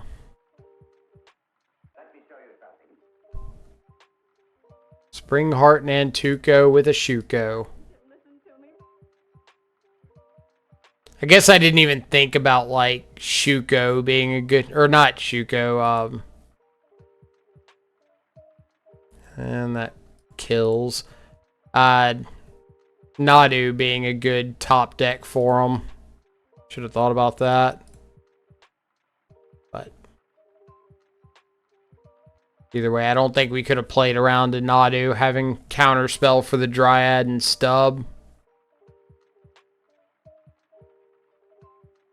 Oh no. Moto. Moto, why are you crashing? Don't be doing this to me in the middle of a league.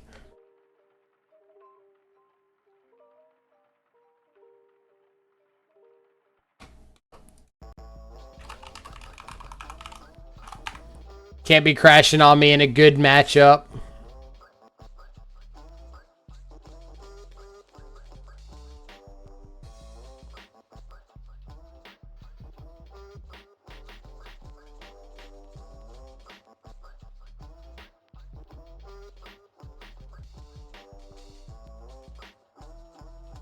Turn to game. Yes, we're still in sideboarding. Okay. Sideboarding against Temur Scapeshift. Blusterstorm's okay. Stern Scolding hits. Dryad of the Elysian Grove. Springheart Nantuko. Hits Steve. Does not hit Nadu. Harbinger's good. Force, maybe. I wonder if they're on Saga or if they're on just like 4 Shuko in the deck. Deluge is pretty good, but I don't want to overboard Deluges. This might be a matchup to try Surgical. So what if I just go like down a couple pushes, don't bring in the force.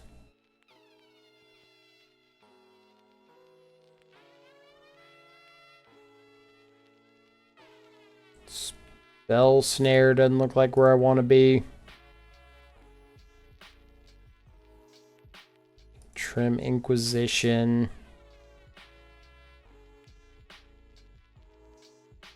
Maybe trim a frog on the draw, assuming they have lightning bolt. So I'm keeping in like a single Toxic Deluge because of Springheart Nantuko.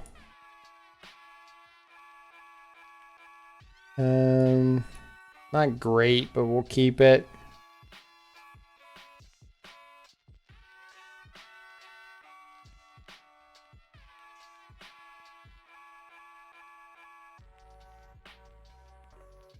Shuko, I hardly know her.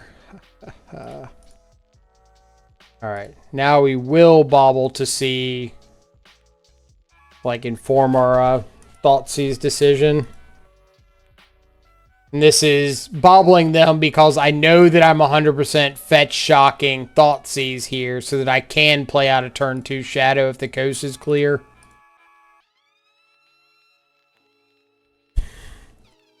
Alright. Springheart Nantuko, Nadu, Flare of Cultivation.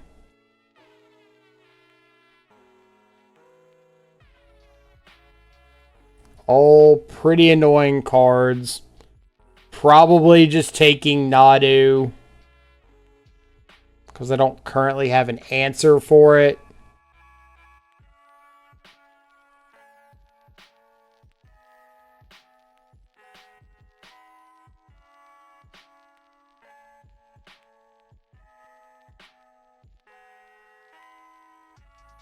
Maybe that'll give me a chance to draw into like a counter spell or something interactive. I'm just going to go straight for the Nantuko. Yep.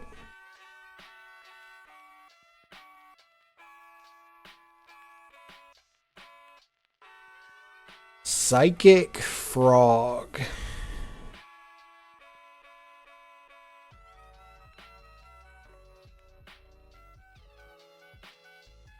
I mean, I guess we can just throw that down.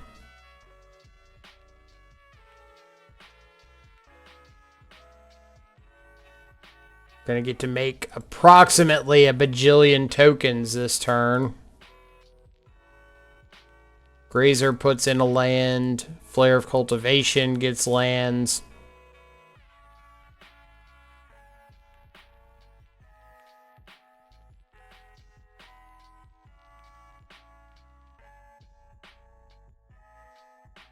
So, I mean, them just taking the go wide approach is very reasonable here. I still think playing out the frog was fine because there's nothing I could have done to stop them. Why did they sack the Springheart instead of the Grazer? I don't know if I agree with that one.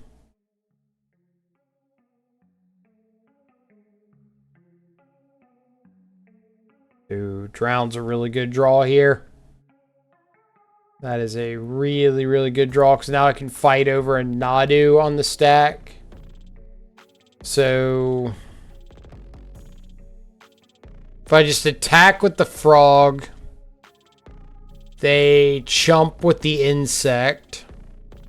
If I give it flying and attack with the frog, then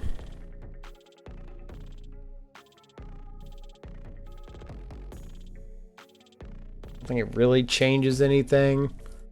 So I think I'm just going to attack with the frog, and if they want to chump with the insect, that's fine.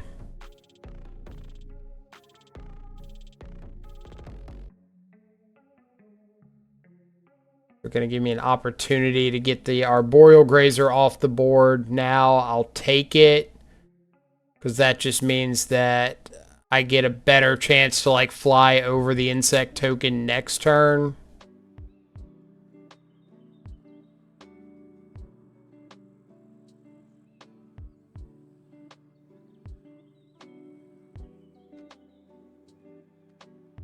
Belt Shadows. There you go. Okay. What do we got? We got a Nadu. We got a something bigger than a Nadu. One ring. I would like to Stubborn Denial of one ring. Ah, blind draws, one ring, Veil of Summer. Gross. Gross.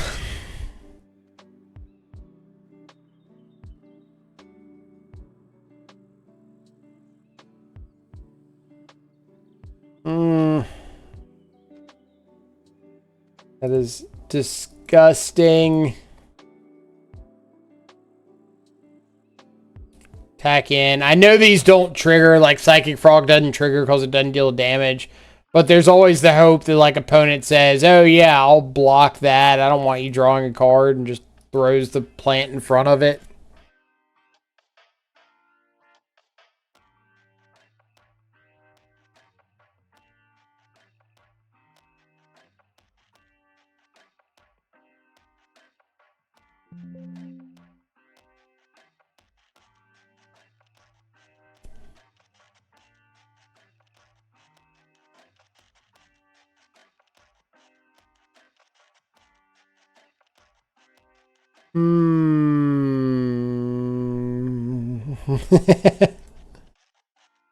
The One Ring revitalizes dead archetypes.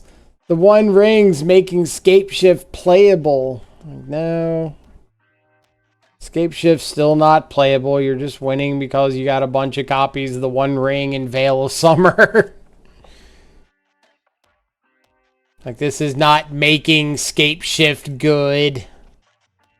This is just showing that you can win against anything with the One Ring. And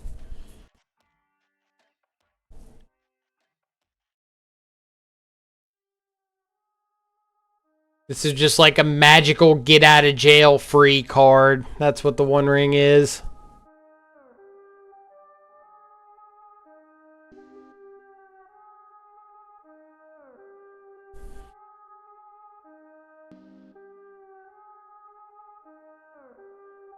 Yep.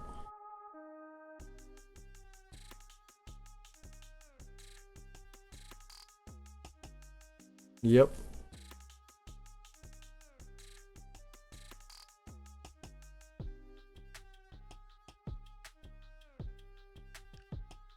Mm-hmm.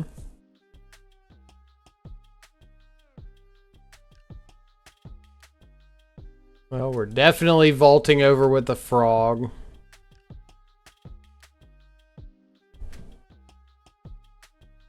Question is, are we discarding a card to try to speed up the clock, or what?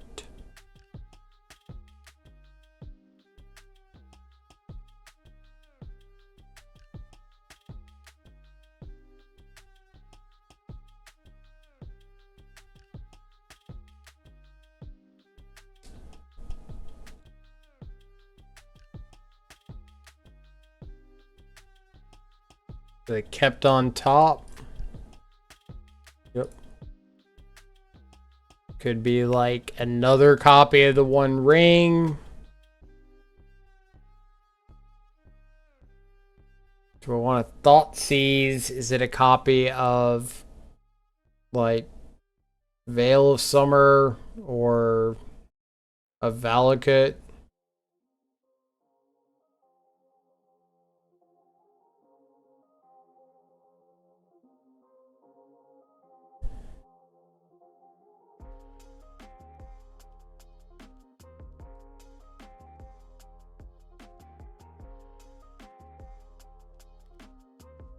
So if I Thoughtseize,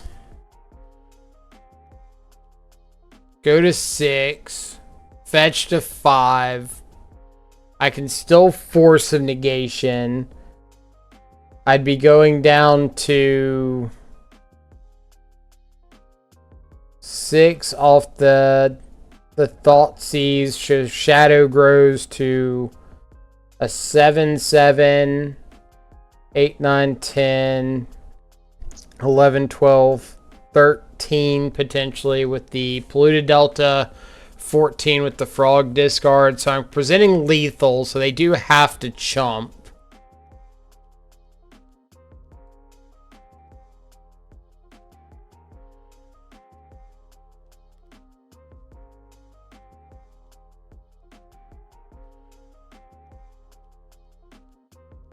Okay. Don't really care about more dryads.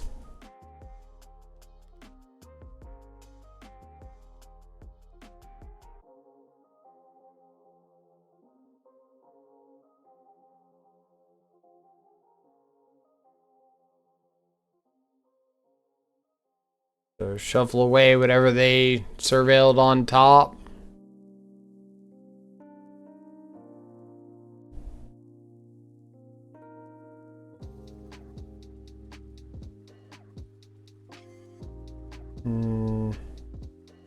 That's a big ask to think that they're going to whiff off their draw for the turn and the 3 draws off of the 1 ring.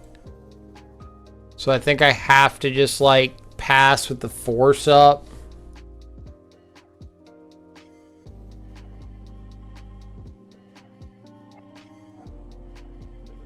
And just to clarify, in case I didn't explain it well enough during that entire turn, the reason I thought seized was so that with the fetch shock with the shadow and the discard of the force negation to the psychic frog, I was presenting lethal if they didn't have anything. So they had to jump block, which means I'm not dead on the crackback to what they have on board, plus fetching my polluted delta for like a surveil land.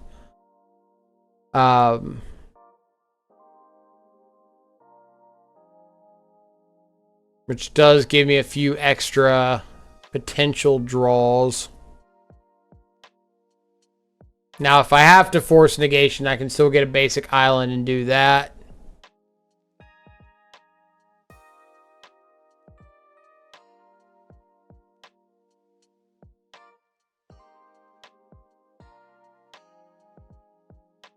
But if they just like play some dryads, I don't care about those. I do care about a Nadu. That is unfortunate. Okay.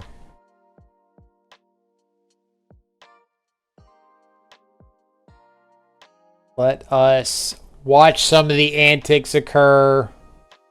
I kind of need to figure out what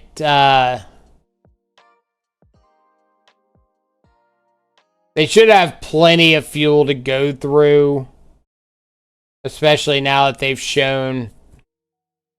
Well, now I have to like turn off auto yields, because if they hard cast the 1 ring, I got to counter that. But they should have enough fuel to just like go off and combo kill me with whatever they want. Since they've got... Alright, so there's Nantuko. I don't know why you're copying the Nadu. I guess they get to restart the stack once if they want to, but...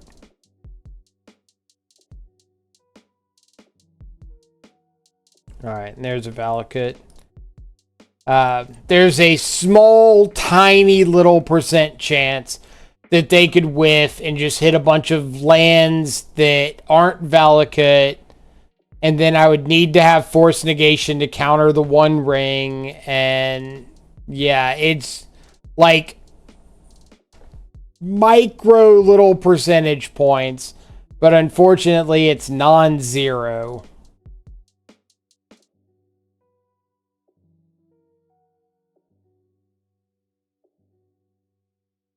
So, do I want to bring in another deluge, or do I want to accept that, like, I just lost that game to double ring, double veil of summer, and I shouldn't put too much stock into that. Just be proactive. I should have brought in the 4th frog on the play, but just be proactive, play to the board, accept that that's going to happen.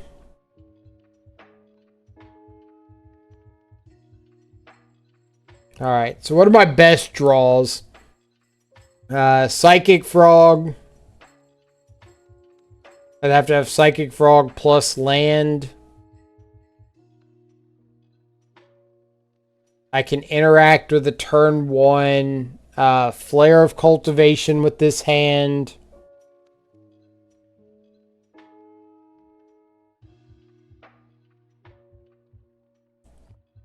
I'd pretty well consider this like a mold to 5 with Deep Analysis and Fatal Push.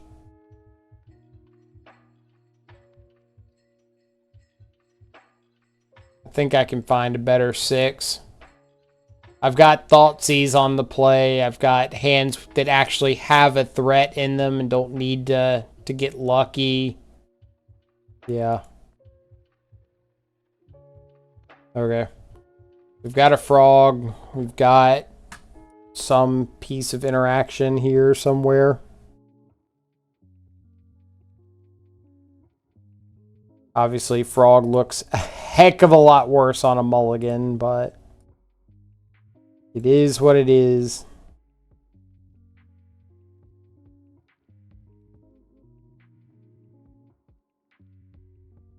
So if they have a turn 1 Arboreal Grazer, I need to kill the Grazer with the trigger on the stack so they don't get a priority opportunity to Flare of Cultivation.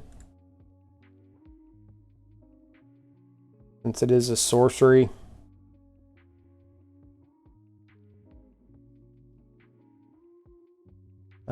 Drown's decent. Just kind of hope that if they have a Nadu, they have to fetch shock, play it out right now, and I can.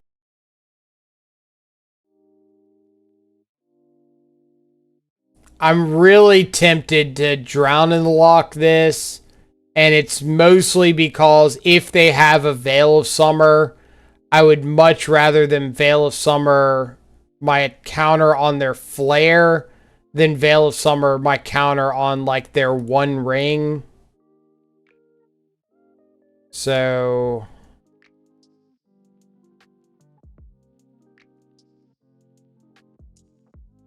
Shuko's fine. Just like a calculated risk. Alright, attack in with Frog. And now we're definitely going Thoughtseize, cast Sink into Stupor, hold up Counterspell. So they don't have blue, so they can't draw both a Nadu and a blue source.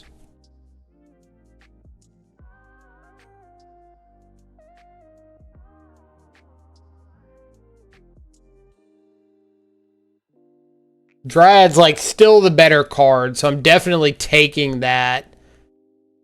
Is there a chance that I want to ditch the Deep Analysis and draw right here? And just like go shields down for this one turn? No.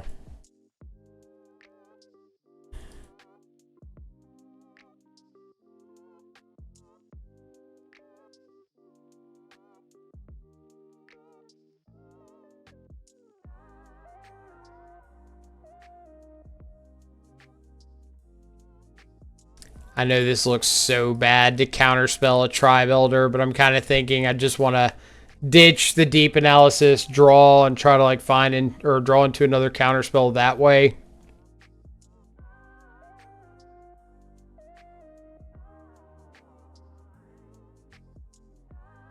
Not really anything I want to surgical.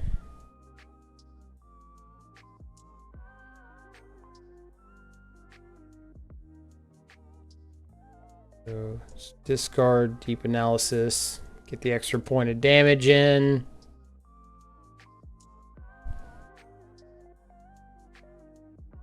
Go ahead and flash it back. Counterspell is perfect. Say go. I'll probably get a Surveil. Yeah, as long as we don't have to interact here, get a Surveil land, try to fuel out Murktide.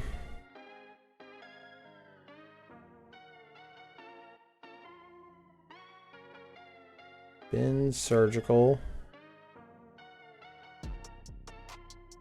Alright. Attack in with the frog. I'm not discarding. I guess I'm discarding lands.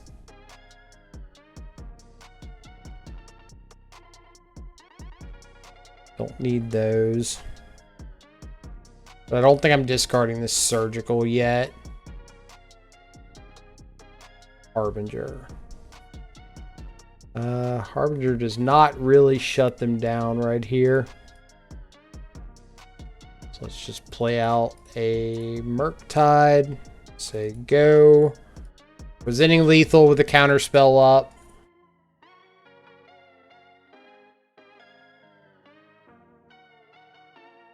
Hey. Matchup's a lot easier when you don't get double veiled, double one ringed.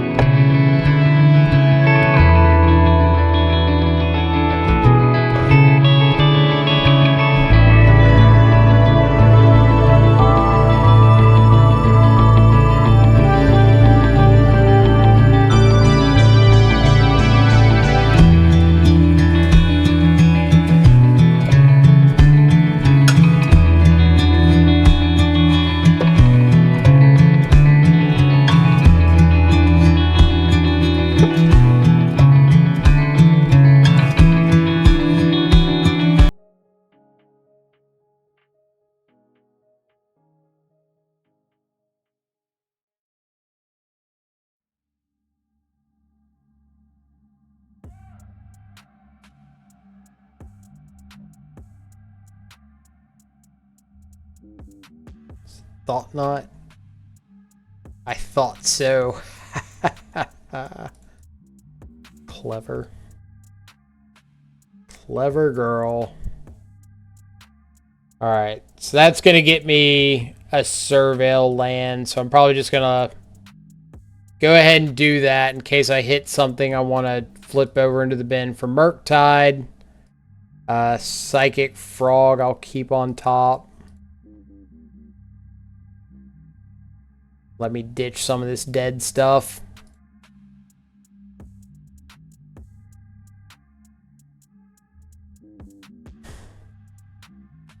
One, two, three, four, five, six, seven colorless mana. Is this an all is dust?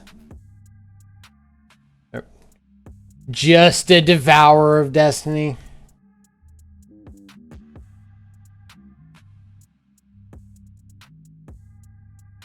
Here's a frog.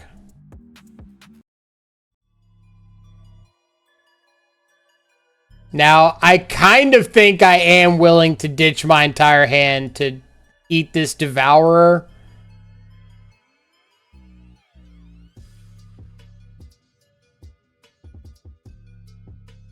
Shadow, Fatal Push are dead anyway.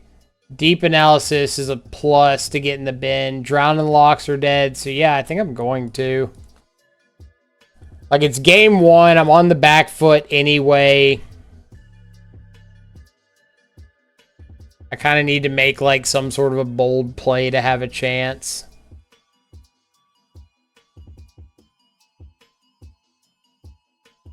And all these, like I said, really aren't doing anything.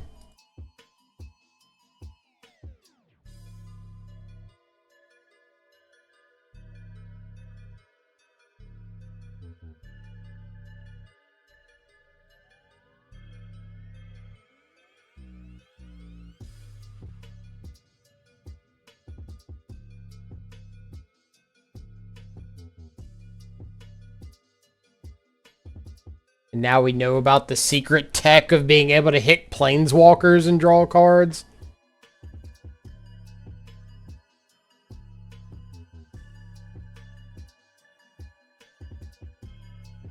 Ensnaring Bridge. Ha ha ha ha. Get wrecked. Okay. Deep Analysis. Finds us another Psychic Frog. Killing Karn finds us a Shadow. So might as well play out the second frog.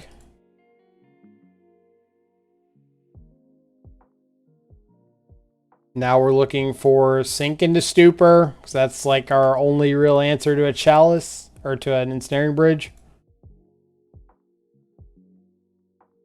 No. No, you had to find something you could play.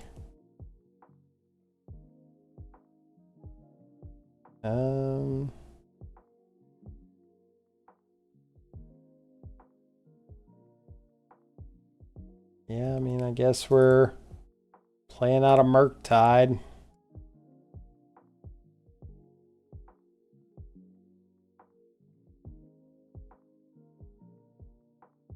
One, two, 3, 4, 5, 6, 7. I'm gonna leave a couple cards in the yard in case I need to give a frog flying.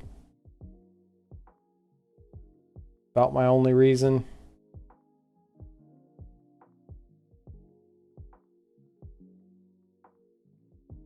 We're looking for counter spells, Sink into Stupor. Mainly Sink into Stupor. Like, exclusively Sink into Stupor.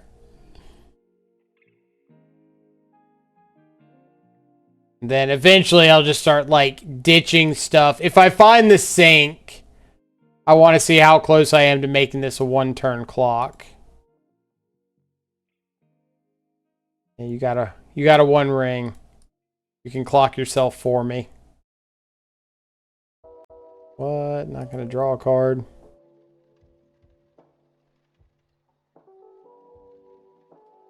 Like, what is this? 4,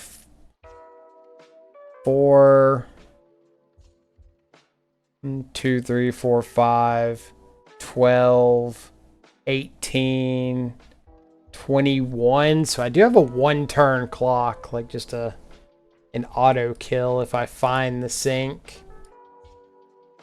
It's pretty funny.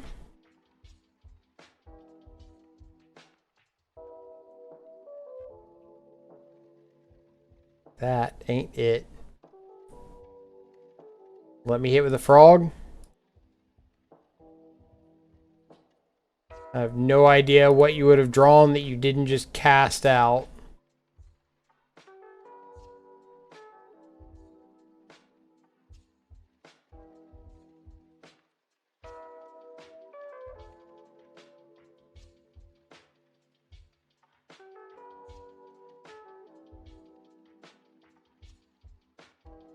Like a dismember. Oh, Kozilek's command.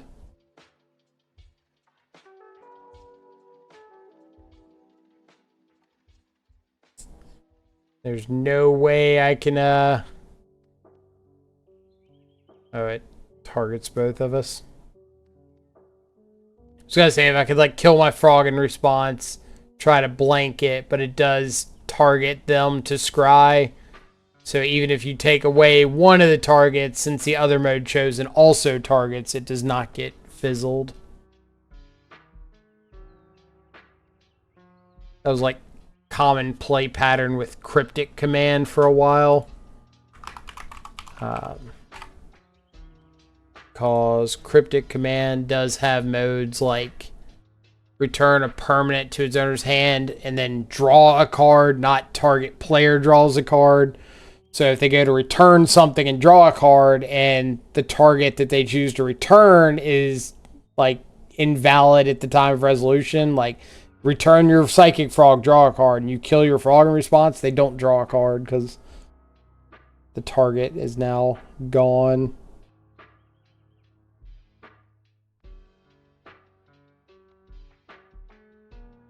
Just kind of fun little stuff.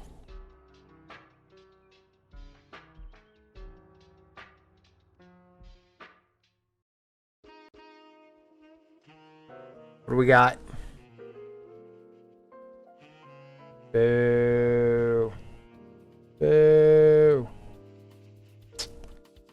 Got my dragon.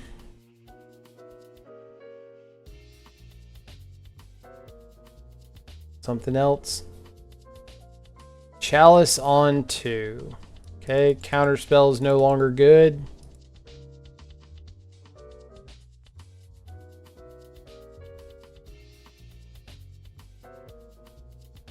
Sink into stupor. Nope. Alright, we'll go to game 2. How far away do we think the sinks were? If I know anything about Magic Online, they're either like 3 cards down or the very bottom of the deck. 3? Nope.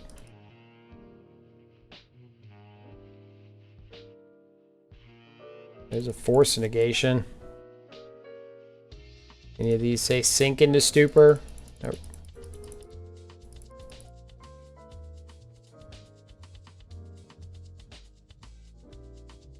There's one. I think I was running 2. Maybe I'm only running 1. Oh no, they're back to back in the bottom like 9 cards of the deck. Got it. So consigns I want. Force and Harbinger I want. Dismembered Deluge I do not. Fatal Push I do not. Drown I do not. Flusterstorm's okay. And then again back to that same decision of like, do I want Surgical over something like Blood Chief's Thirst? Do I want Dismember? Because I did see like Sowing Myco spawn in their exile pile to their first like revealed Devourer. So if they are heavier on the creature package, then Dismember gets a little bit better. So maybe I will take a Dismember over a Blood Chief's Thirst. Let's see how we do games 2 and 3. Or game 2, hopefully game 3.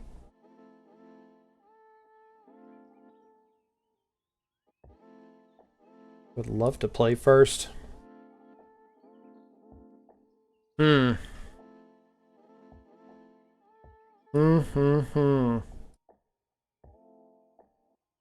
Okay. First off, the number of times that I draw the basic swamp when I run it with like Harbinger of the Seas is abysmally high. So I really wish that I didn't have to run it. Unfortunately, there's not a lot you can do about that, but I hate seeing it in my opening hand so much. Spell Snare does give like a way a way to interact with Chalice on one,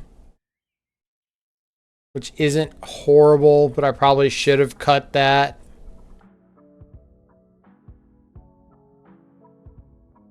I can't cast Counterspell with this hand.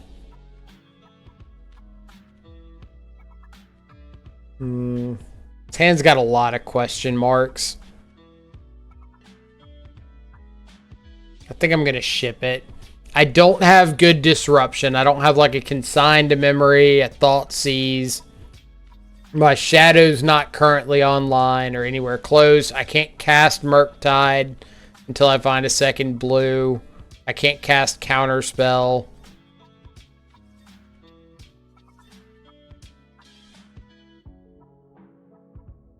I mean...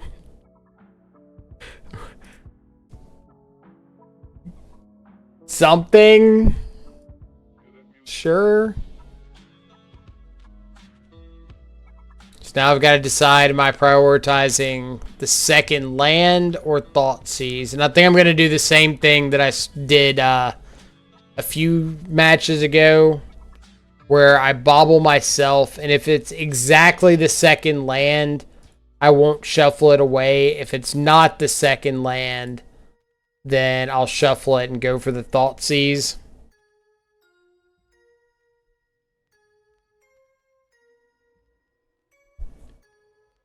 So, Labyrinth Mine Tower with a Talisman. I could take the Talisman to try to shut off mana a bit in case I find a Harbinger. Because right now they can turn 1 Labyrinth. I can't take them off of turn 1 Labyrinth. So yeah, I think I'm just going to take the Talisman. Try to slow things down until I can find some more lands and get set up.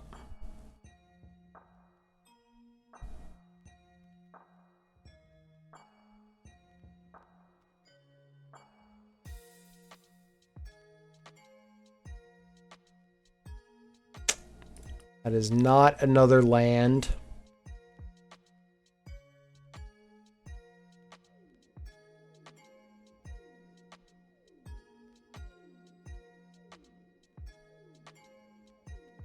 That, by all technicalities, is another land.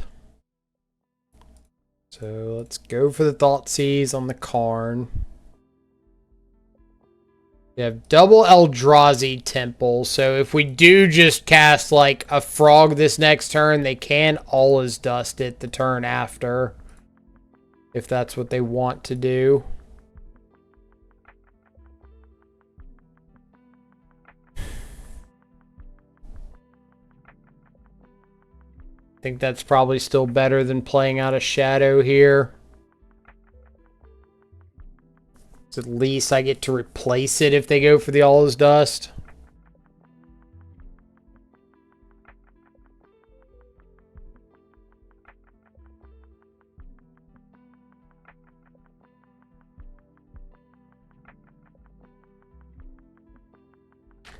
What is World Breaker? Target artifact, enchantment, or land. Okay.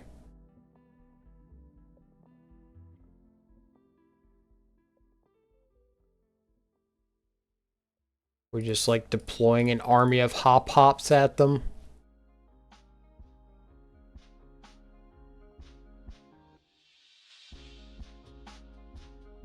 Just throw out a bunch of frogs and hope my frogs draw me into something. Did they find the Kozilek's return? Or Kozilek's command?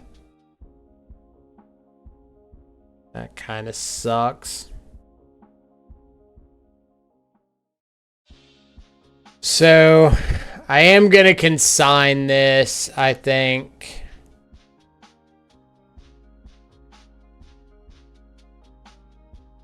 Am I going to consign this?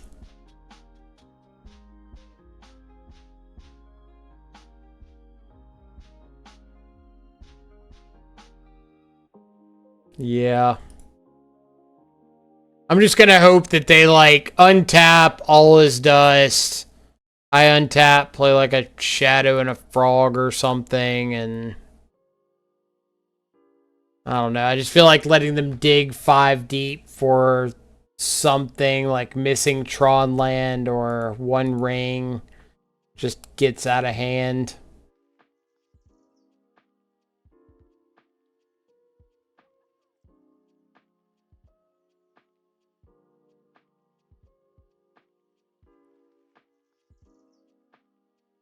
So they do find the green source for All Is Dust, or for World Breaker, whatever the thing is.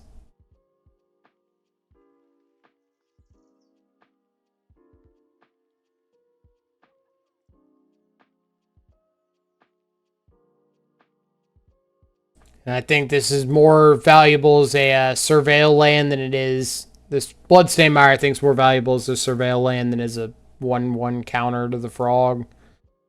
So that is where it will be used.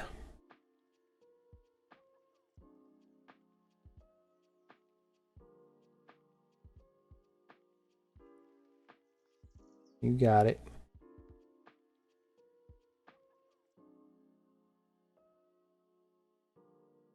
Alright, you've got a bajillion mana.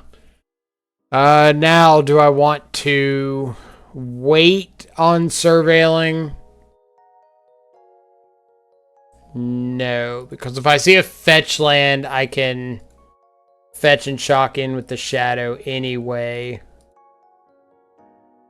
If I see something bigger than a fetch land.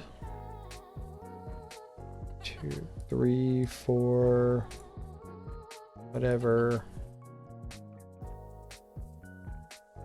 And this has reach. Always gotta love Eldrazi to just like hide keywords in the text somewhere.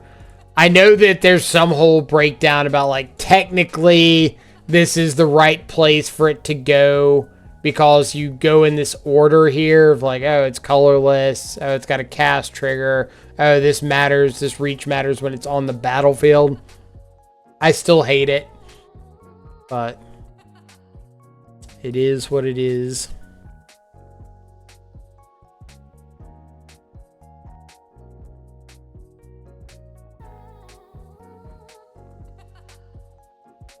Alright, so that means I can attack with Shadow and Murktide.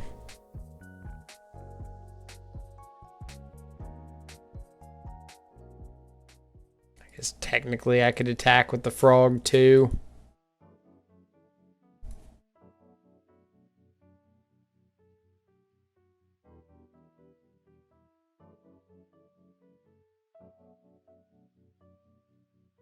And go ahead and fetch shock for the most damage possible, right? Don't have an Urza Saga out, so I'm not taking some extra points here and there. Oh, what you got? Heck yeah. On to game 3. Oh man, I did not think we had a chance in that one. Bunch of little frogs doing their froggy best. Alright, Spell Snare was the one I said I wanted to take out. The problem is I don't really have anything I want to bring in. I guess Surgical is just kind of something. Like, if I Thoughtseize away the One Ring or Karn the Great Creator or something like that, then Surgical, that has a non-zero impact on the way the game could go on. Where Spell Snare just looks kind of embarrassing.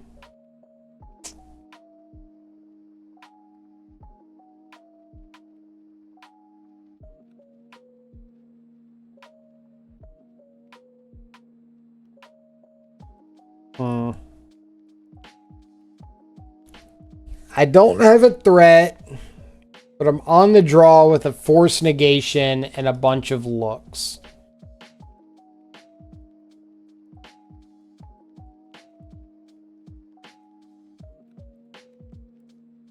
I think we're gonna stop that.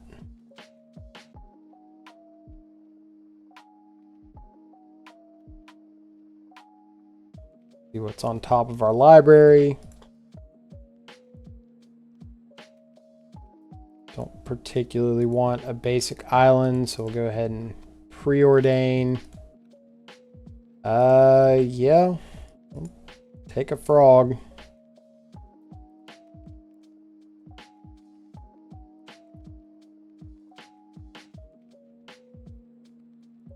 I'm gonna let Chalice on 1 resolve.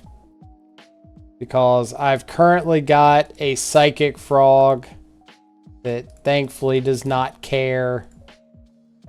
And a bunch of 2-drops. And we're going to see what happens. We're going to see if Psychic Frog is the thing we were missing all along. Or if the real Psychic Frog was the friends we made along the way.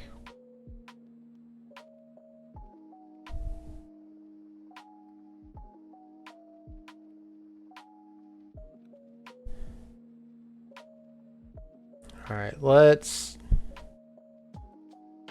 discard 1 card to the Psychic Frog.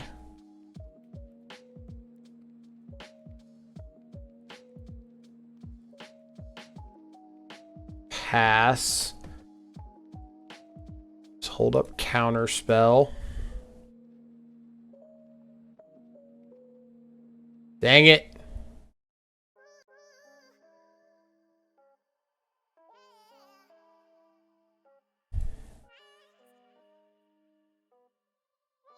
All right, Frog, I need you to find me, like, Consign.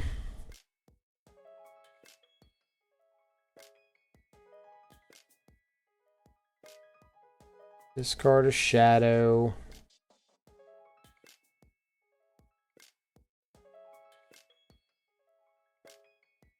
Deal 3.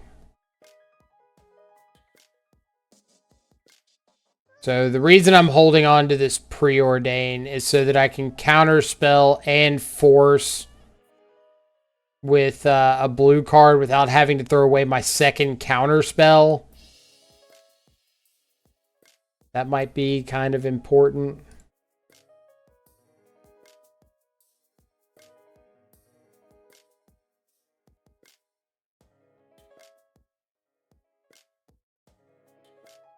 All right, I'm just going to pass.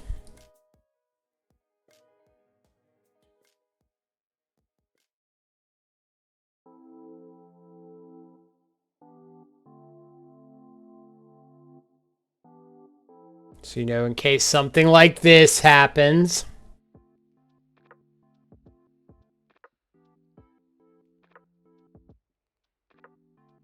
Discard Thoughtseize. I think this is kind of where I go all in on the frog.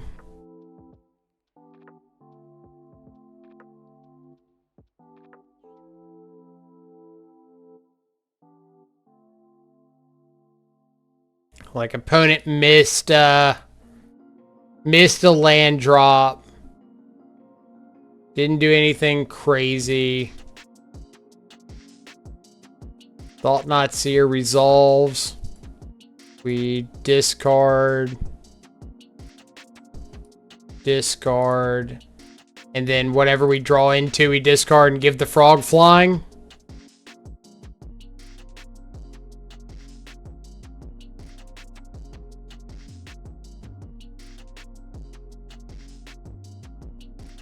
One, two, three. Yeah. Okay, that was sweet. That was sweet. I'm absolutely not saying I'm a frog believer after that game, but that was pretty hilarious. So 4-1 in the league is like really cool with the frog. Let me go through some thoughts while we're organizing. And I know half the comments are just going to be like, Psychic Frog OP, Psychic Frog too good. How can you ever register for an event again without Psychic Frog? And I mean, It had some moments. I'll give it that. But I do think it's very, very important to take opportunities like this to look at everything objectively. So let's think about what happened over the course of that league. Psychic Frog did win us games against Eldrazi. It won us a game with a combo kill with Murktide by ditching some counter spells, exiling the yard to grow the Murktide, and swing in for lethal. I think that might have been against the first Eldrazi player too.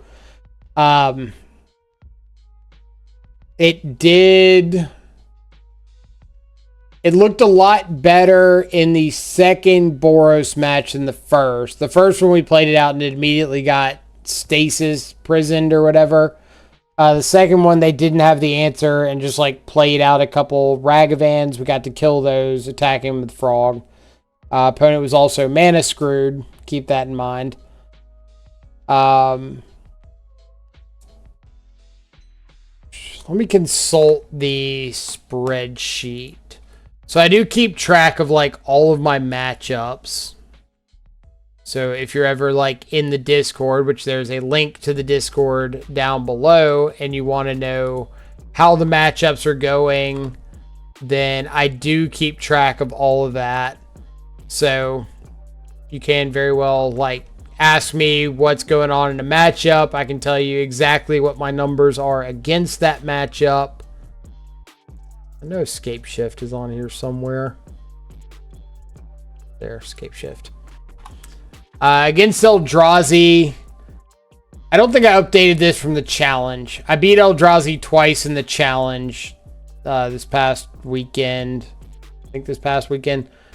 So I was already like winning a positive amount against Eldrazi.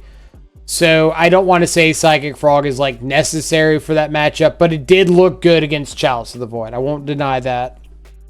Then again, Murktide does too. Against Scapeshift, I would have rather had Nethergoyf, mainly because the clock of Nethergoyf is a lot more impactful than the clock of Psychic Frog, and you don't have to worry so much about discarding stuff to get through like Arboreal Grazer like we did when they saw that. You just have Nethergoyf like be big enough to attack through.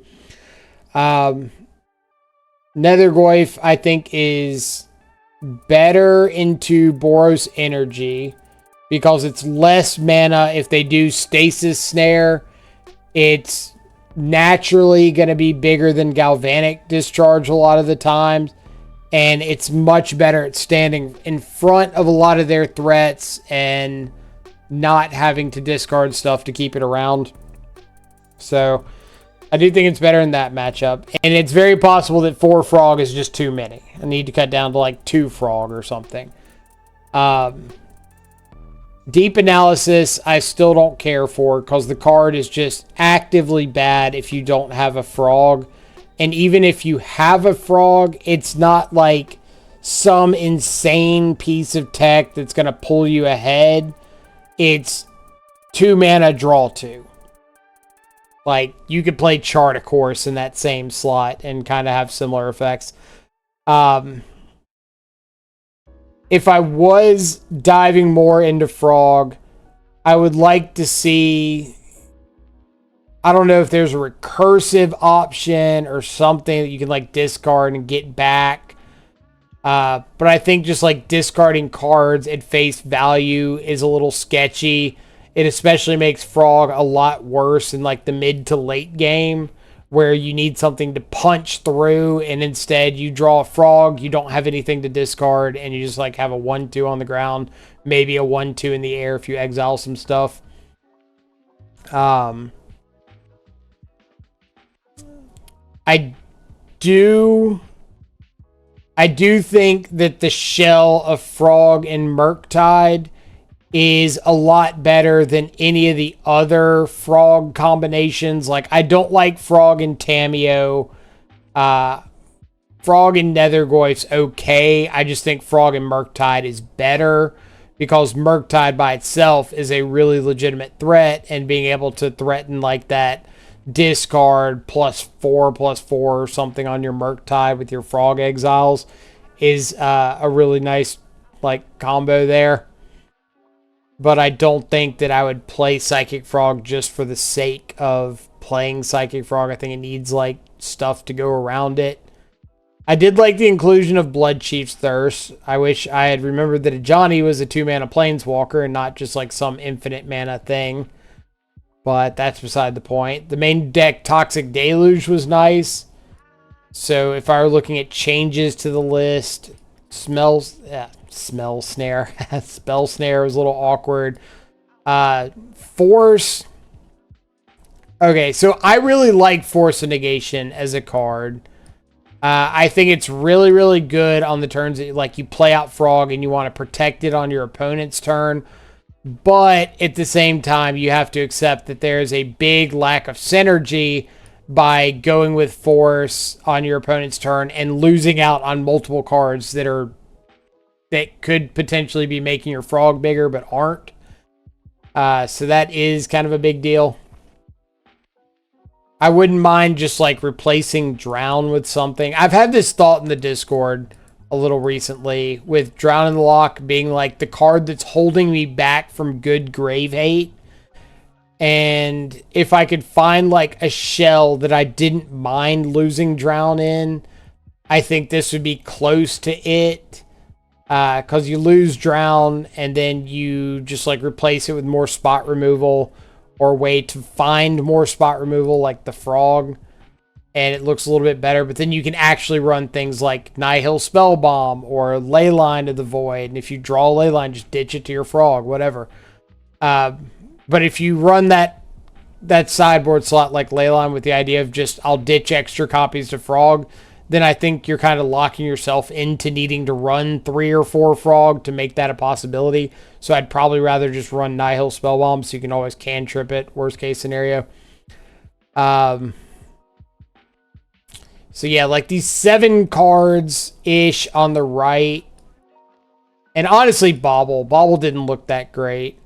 I'd probably think about cutting these 11 and going with something like 4 Consider over the 4 Mishra's baubles, just because the baubles don't like pair with anything in the deck, so you probably don't need those so much. Add in extra stub or 2 because you can just like grow a Frog big enough to stubborn denial stuff, and I think that's a really cool idea, a really cool plan. If you wanted to cut the Deep Analysis, the Spell Snare and stuff, maybe you could just run another main deck Toxic Deluge. Run Bitter Triumph. There's options there. The second main deck Toxic Deluge honestly doesn't look that bad when you're talking about going bigger with your threats, like Frog ditching stuff, Shadow, Murktide. Then apparently there's a big jump in Yawgmoth right now, so maybe Legion's End is back on the menu. The only other thing I would consider is like maybe you want Tamiyo. She's a lot better with Street Wraith and Bauble than she is with Preordain and Consider, but like still pretty good with those. So I could very well see like a couple Tamiyo, maybe move the Deluges back to the board or something. Go with something like, I guess you still have 2 main deck slots. Oh my god, I can't keep up with cards. There's so many things. So many cards, so little time. I'll just throw the Deluges back in. Run the Legions in back to the board. Something like that, I think, could be perfectly feasible. I think Force Negation is so good with like Tamiyo. But it's also really good with Psychic Frog, Quick Murktide, anything like that. So I do think this is a really good Force Negation deck. The black removal is getting up there in number. So that's what, 8, 11, 15, 16, 17, 26 blue cards for Force Negation, which I'm pretty sure is like right in line with the number you need in Legacy to run Force of Will. So that's kind of cool. But if you cut Psychic Frog, I'd probably find room for like something else that's blue and not cut it for a black card. But that's just some thoughts. Maybe it gives you some things to consider in your next F&M if you decide to run Blue-Black Shadow with some Psychic Frogs and Murktide Regents. But other than that, thanks so much for sticking around, checking out the league. As always, hope to do more of this like full league recording straight to YouTube stuff. I think it is pretty fun. It just takes a little extra time, but at the end of the day, who cares? So yeah, I hope you have an awesome rest of your 4th of July weekend. Stay safe, enjoy some good food and company. I'll catch y'all back live later. Adios for now.